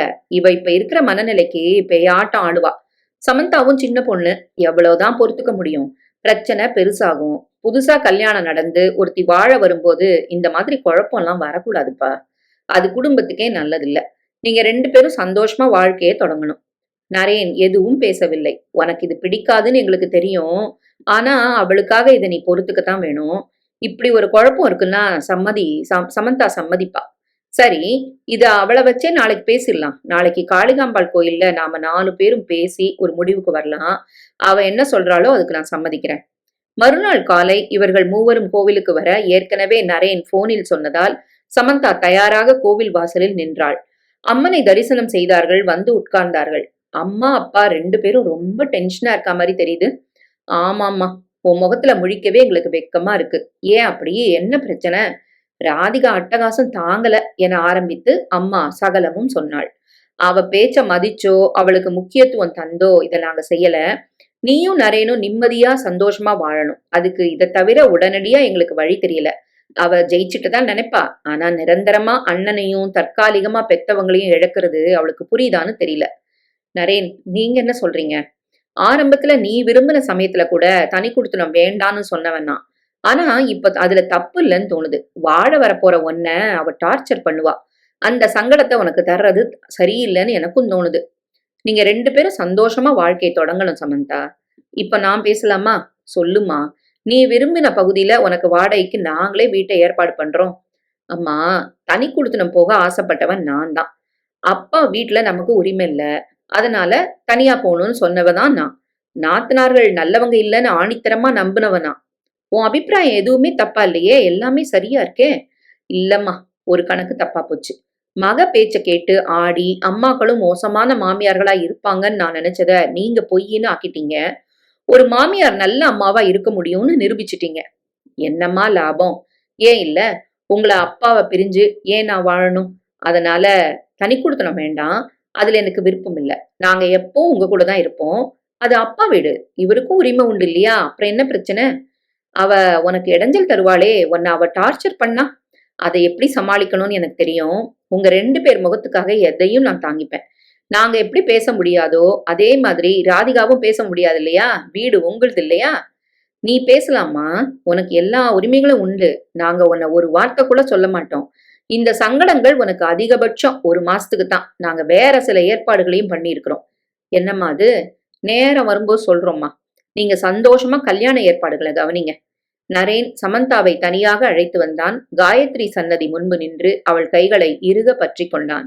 உன்னை மனைவியா அடைய நான் ரொம்ப கொடுத்து வச்சிருக்கேன் சம்மா. அம்மா மேல உனக்குள்ள நம்பிக்கை இந்த அளவுக்கு ஆழமா இருக்கும்னு நான் எதிர்பார்க்கவே இல்லை. நீ என்ன சொன்னாலும் என் குடும்பம், சாரி, இனி நம்ம குடும்பம் கேட்கும். ஆலயமணி தொடர்ந்து அடித்தது. போலாம், நம்ம வாழ்க்கை ஆனந்தமா இருக்கும். அம்மா எப்போதும் சொல்வது சமந்தா காதில் இப்போது ஒலித்தது. பொண்ணா பிறந்தா நிறைய பொறுமை வேணும். புருஷன் மனசுல இடம் பிடிக்கணும். அதுக்கு நிறைய விட்டு தரணும். புருஷனை ஜெயிச்சுட்டா வாழ்க்கையில வேற எதுவுமே வேண்டாம். எல்லாமே காலடியில வந்து நிக்கும். சமந்தா முகத்தில் ஒரு ஆழமான புன்னகை வந்து அமர்ந்தது. வீட்டுக்குள் இவர்கள் நுழைந்ததுமே வாசலில் எதிர்கொண்டாள் ராதிகா. அண்ணனோட தனி குடுத்தனத்துக்கு வீடு பார்த்தாச்சா? யாருமே அதற்கு பதில் சொல்லவில்லை. அவளை ஒரு மனுஷியாகவே யாரும் மதிக்கவில்லை. அவரவர் உள்ளே போய் வேலைகளை கவனிக்க தொடங்கிவிட்டார்கள். ராதிகா விடாமல் துளைக்க, இந்த பாரு, உன்கிட்ட பேசவே எனக்கு பிடிக்கல. உன் பிடிவாத குணத்தால நீ எதையெல்லாம் இழந்துட்டு வரேன்னு உனக்கே புரியல. உனக்கு பதிலுக்கு பதில் சொல்ல எனக்கும் தெரியும். இப்ப கல்யாணத்தை பக்கத்துல வச்சுக்கிட்டு உன் கூட போராட யாரும் இந்த வீட்டுல தயாரா இல்ல. அடுத்து வந்த நாட்களில் அவள் வம்புக்கு இழுத்தும் யாரும் பேசவில்லை. அது அவள் எரிச்சலை அதிகமாக்கியது. கல்யாண மண்டபத்துக்கு போன முதல் சமந்தாவுக்கும் அந்த குடும்பத்துக்கும் எத்தனை குலைச்சல் தர முடியுமோ அத்தனையும் தந்தாள். வெங்கட் கொஞ்சம் பதட்டமானார். சீதா அவரை அடக்கிவிட்டாள். மதி சகலமும் கவனித்தாள். அந்த குடும்பத்தின் அளவுக்கு மீறிய பொறுமை மதியை ஒரு மாதிரி வெட்கப்பட வைத்தது. தாலி கட்டும் நேரம் நெருங்க நாத்தனார் முடிச்சு போடுவதற்கு சில நிமிடங்கள் முன்பு மதியை அழைத்தாள் சமந்தா. அம்மா, அந்த 3வது முடிச்ச உங்க கையால போடணும்னு ஆசைப்படுறேன். எங்களுக்கு அது ராசியா இருக்கும். நிச்சயம் செய்யறம்மா. அதை பகிரங்கமாக காந்திமதி அறிவிக்க ராதிகா கடுப்பாகிவிட்டாள். அதெப்படி நான் செய்ய வேண்டிய சடங்க நீ செய்ய முடியும்? அவ விரும்புறா, நானும் தயாரா இருக்கேன். இதை யாரால கேட்க முடியும்? உறவுக்காரர்கள் மத்தியில் ஒரு சின்ன சலசலப்பு. மாமியார் மேல அந்த பொண்ணுக்கு அவ்வளவு பக்தியும் பாசமும். காந்திமதி கொடுத்து வச்சவ. சமந்தா விரும்பியபடியேதான் நடந்தது. தாலி கட்டி மற்ற சடங்குகள் முடிய 1 மணி நேரம் ஆனது. தனியாக சமந்தா ராதிகாவிடம் வந்தாள். உன்கிட்ட நான் கொஞ்சம் தனியா பேசணும். ராதிகா தனியாக வர என்னை வரவிடாம தடுக்க நீ படாத பாடுபட்ட. ஆனா நான் வந்துட்டேன். உன் கையால அந்த 3வது முடிச்ச போட எனக்கு விருப்பம் இல்ல. அதான் உன்னை ஒதுக்குனேன். இதுல மட்டும் இல்ல, இனி எல்லாத்துலயும் உன்னை ஒதுக்கிடுவேன். நீ ஏன் வீட்டை விட்டு ஓடும்படியா செய்யல? என் பேரு சமந்தா இல்ல. நேத்து வரைக்கும் நான் ஏன் பேசல? உன்னை பயந்து நான் ஒதுங்கல. எனக்கு உரிமை இல்ல. இப்போ நான் இந்த வீட்டு மருமகள், நரேன் மனைவி. அதனால நான் யாருன்னு இனிமே பாரு. மதி பதட்டமாக வந்தாள். என்னம்மா சமந்தா? தனியாக மாமியாரை அழைத்து வந்தாள். எப்ப தனியா போற? வீட்டுக்கே வராத. மண்டபத்துல இருந்து இப்படியே போயிருன்னு சொல்றாம்மா. நான் அவளை சும்மா விட போறதில்ல. வேண்டாம்மா, விட்டுருங்க. நல்ல நாள்ல கலகம் வேண்டாம். அவளுக்காக நான் மன்னிப்பு கேட்டுக்கிறேம்மா. அப்படி சொல்லாதீங்கம்மா. உங்களுக்காக நான் எதையுமே தாங்கிப்பேன். திரும்பி விஷமமாக சிரித்தாள் சமந்தா.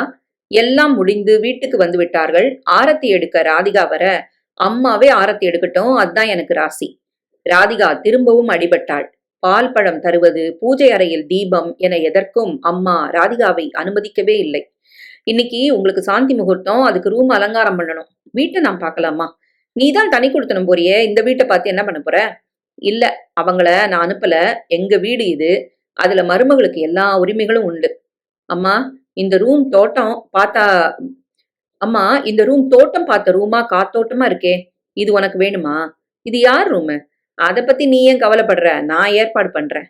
அப்பாவிடம் போய் அம்மா ஏதோ சொல்ல அப்பா தலையாட்ட அந்த நேரம் ராதிகா வீட்டில் இல்லை.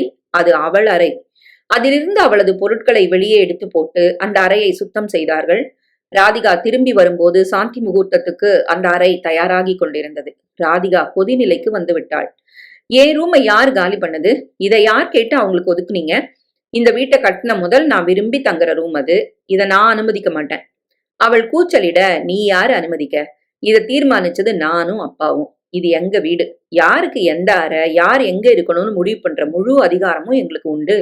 இஷ்டம் இருந்தா இருக்கலாம், இல்லைன்னா போயிட்டே இருக்கலாம். அப்படின்னா எனக்கு எது ரூமு? இது உன் வீடு இல்ல. இந்த சின்ன ரூம் உனக்கும் உன் பையனுக்கும் போதும். மாப்பிள்ள வரும்போது கூடத்துல படுக்கட்டும். ராதிகா என்ன ஆர்ப்பாட்டம் செய்தும் எடுபடவில்லை. தனியாக அவளை மடக்கிய சமந்தா, உன் ரூம் இதுன்னு தெரிஞ்சு அம்மா கிட்ட இதைத்தான் நான் கேட்டேன். நான் வந்ததும் உன்னை உன் ரூமை விட்டு வெளியில தள்ளியாச்சு. கூடின சீக்கிரம் உன்னை இந்த வீட்டை விட்டே வெளியில தள்ள போறேன். அதிர்ந்து நின்றாள் ராதிகா. சம்பிரதாயங்கள் ஆனதும் சமந்தா சமையல் கட்டுக்குள் புகுந்து விட்டாள். அம்மா காந்திமதி விருந்தை தயார் செய்து கொண்டிருந்தாள். அம்மா, நான் உங்களுக்கு உதவி செய்யறேன். இன்னைக்கு தான் கல்யாணம் முடிஞ்சிருக்கு. சந்தோஷமா அவங்ககிட்ட பேசிட்டு இதெல்லாம் நான் பாத்துக்கிறேன். இதுல என்ன இருக்குமா? நாளைக்கு முதல் உங்களுக்கு ரெஸ்ட். எல்லாம் நான் பாத்துக்கிறேன். யார் உன் சமையலை சாப்பிட்றது? கேட்டபடி வந்தாள் ராதிகா. வேற வழி இல்ல. இனி அதை நீ சாப்பிட்டுதான் ஆகணும். நான் தான் முழு பொறுப்பையும் ஏற்க போறேன். அதுக்கு நாங்க அனுமதிக்கணுமே. யார் நாங்க? இது எங்க வீடு. இந்த சமையல் கட்டுக்குள்ள யார் வரணும்னு இனி நான் தான் முடிவெடுக்கணும். என் மருமகளுக்கு மட்டும்தான் இங்க நிம்மதி, அனுமதி. வேற யாரும் வரக்கூடாது. ஆவேசமாக அருகில் வந்தாள் ராதிகா. என்ன, என் ரூமை பறிச்சாச்சு, இப்ப சமையல் கட்டுக்குள்ள நுழைய தடையா? என்ன நினைப்போ மனசுல?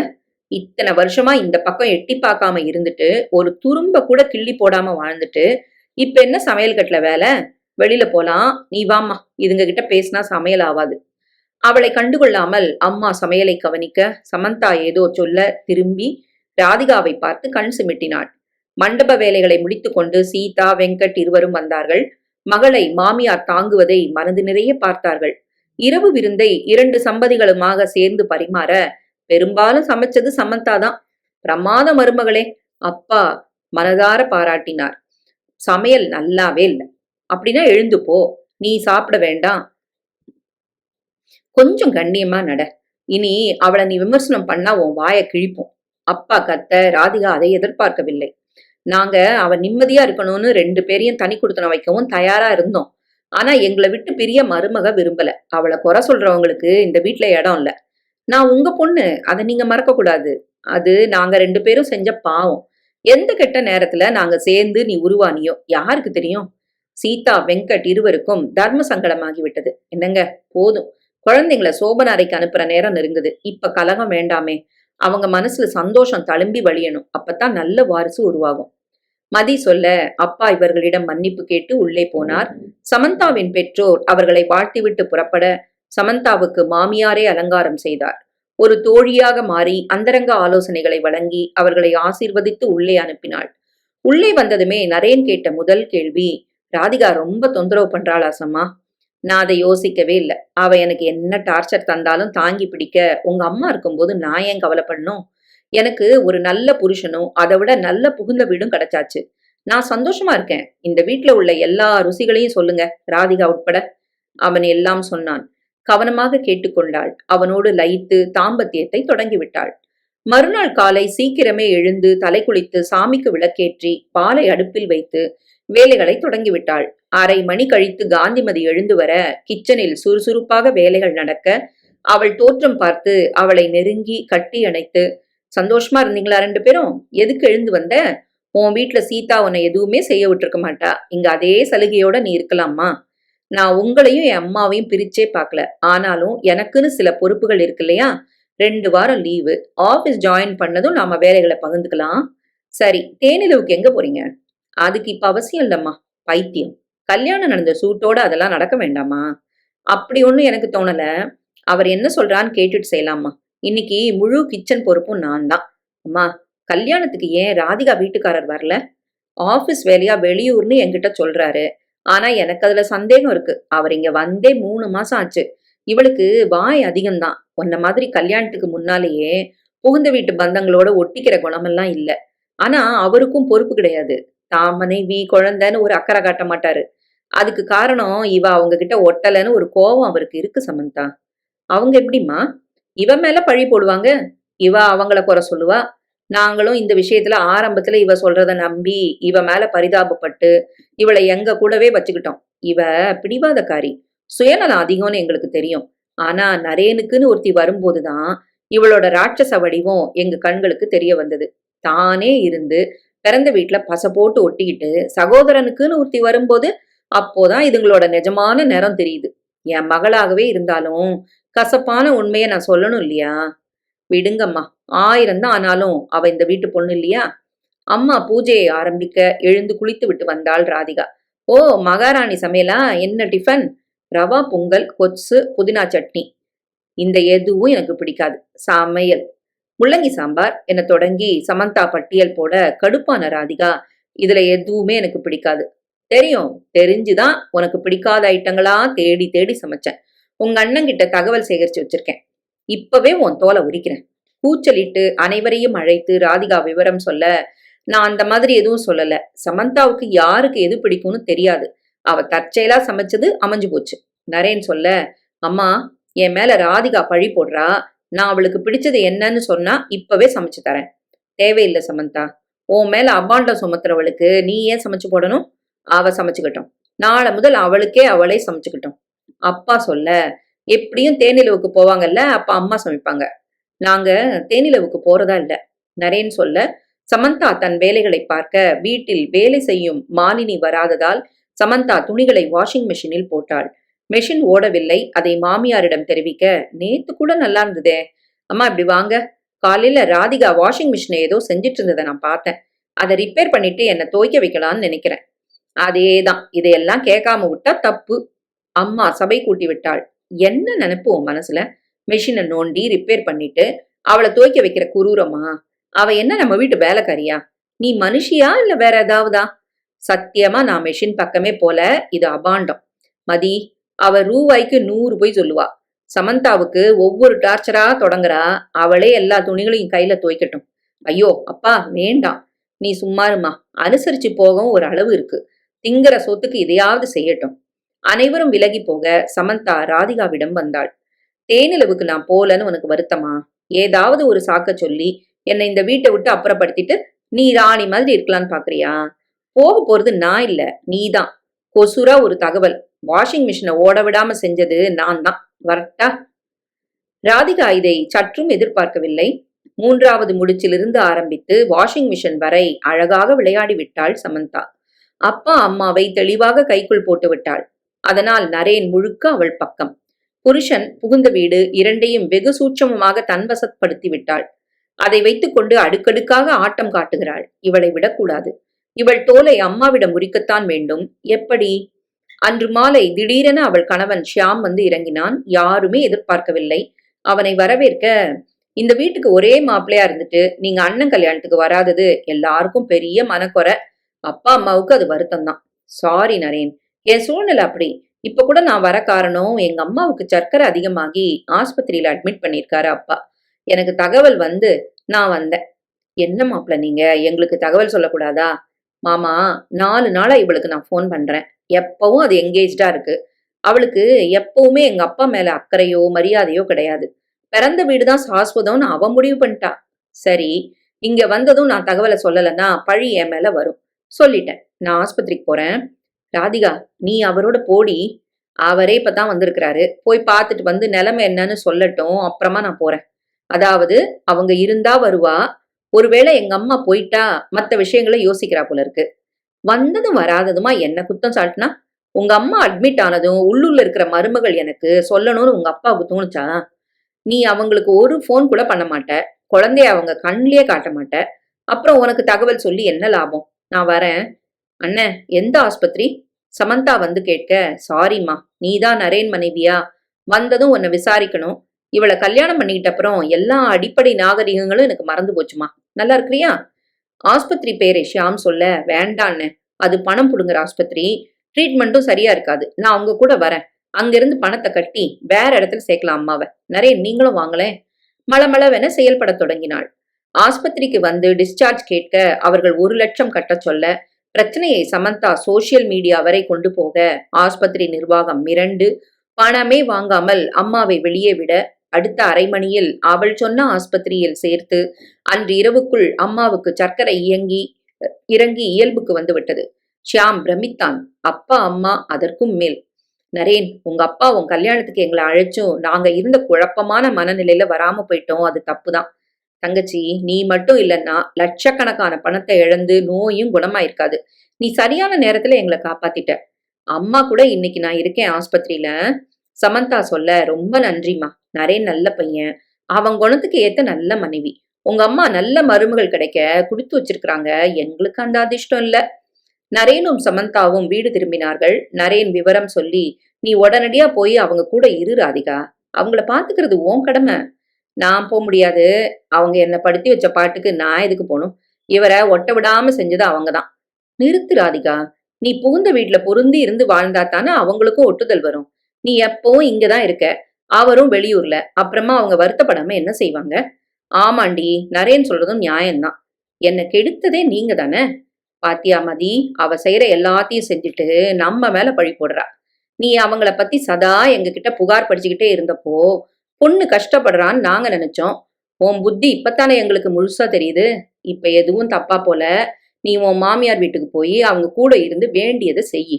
என்னால முடியாது, நான் இங்கிருந்து போக மாட்டேன். இது தப்பு ராதிகா, மனசாட்சி இல்லாத செயல். மருமக வந்ததும் மகளை தூக்கி போடுற உங்களுக்கு மட்டும் மனசாட்சி இருக்கா? இந்த வீட்டுல எனக்கு எல்லா உரிமைகளும் உண்டு. நான் யாருக்காகவும் இங்கிருந்து போக மாட்டேன். அப்பா அம்மாவை ஆழமாக பார்த்தார். இவ்ளோ நடந்திருக்கா? நீ எவ்ளோ நல்ல பொண்ணு. உன்னை இங்கிருந்து விரட்டவா பாக்குறா ராதிகா? அண்ணே, நான் கொஞ்சம் கவனமா இருக்கிற காரணமா என்னை எதுவும் செய்ய அவங்களால முடியல. ஆனா ராதிகாவை மட்டுமே இதுல குற்றம் காண முடியாது. அவளோட இந்த முரட்டுத்தனத்துக்கு எல்லாரும் பொறுப்பாளிதான். என்னம்மா சொல்ற? நீங்க உங்க பொறுப்ப உணர்ந்து ஒரு நல்ல புருஷனா நடக்கல. உங்க காரியம் ஆன போதும் பல பொறுப்புகள தட்டி கழிச்சீங்க. உங்க அப்பா, அம்மா ஒரு நல்ல மாமனார், மாமியாரா இருந்து இவள தாங்கி பிடிக்கல. இவளோட அப்பா, அம்மா இவ சொல்றத மட்டுமே நம்பி இவள தாங்கூடவே வச்சுக்கிட்டாங்க. புருஷன விட்டு ஒரு பொண்ணு பொறந்த வீட்ல சந்தோஷமா இருக்கான்னா, ஏன்னு கேட்கிற கடமை அவள பெத்தவங்களுக்கு உண்டு. எங்க பொண்ணு பெரிய தியாகின்னு நம்பி அவள கூடவே வச்சுக்கிட்டா, அவளுக்கு பேரு வாழா வெட்டி. நானும் நாத்தனார குறை சொல்லி தனி குடித்தன வெறியில இருந்தவ தான். ஆனா திடமான புருஷன் இவரு. இவருக்கு நியாயம் தெரிஞ்ச நல்ல பேரண்ட்ஸ். எனக்கு நல்லத மட்டுமே சொல்ற என்ன பெத்தவங்க. சரிம்மா, இதுக்கெல்லாம் நாளைக்கே முடிவு கட்டிடலாம். மறுநாள் காலை விநாயகம் குடும்பம் மொத்தத்தையும் அழைத்தார். நான் கொஞ்சம் பேசணும். அதுக்கு முன்னால நான் பேசணும் மாமா. ஷியாம் சொல்ல, சொல்லுங்க மாப்ள. நான் உங்கள குத்தம் காணல. தப்பு என் மேலதான். பொறுப்புகள சுமக்க பயந்து நான் ஓடுன காரணமா ராதிகா நிரந்தரமா இங்க தங்கிட்டா. அதனால அவளால சமந்தாவ ஜீரணிக்க முடியல. இன்னிக்கே நான் அவள என் பையனை கூட்டிக்கிட்டு அம்மா வீட்டுக்கு போறேன். அங்க குணமானதும் 4 பேரும் மும்பை போறோம். நான் வர முடியாது. எங்க அப்பா வீட்ல தான் நான் இருப்பேன். இனி இது உங்க அப்பா வீடே இல்ல. அத நரேன் பேருக்கு மாத்தி பத்திரப்பதிவு செஞ்சாச்சு. இது அவன் வீடு. சமந்தா அனுமதிச்சாதான் நாங்களே இங்க இருக்க முடியும். அவள இங்கிருந்து விரட்டணும்னு நீ தலைகீழா நின்ன. போக வேண்டியவன் நீதான். இல்ல, நான் போக மாட்டேன். நீ என் கூட வரலன்னா விவாகரத்து நோட்டீஸ் உனக்கு வரும். உன் அண்ணன் வீட்ல உனக்கு எந்த உரிமையும் இல்ல. தெருவுல நிக்க போறியா? முடிவெடுக்க வேண்டியது நீதான்.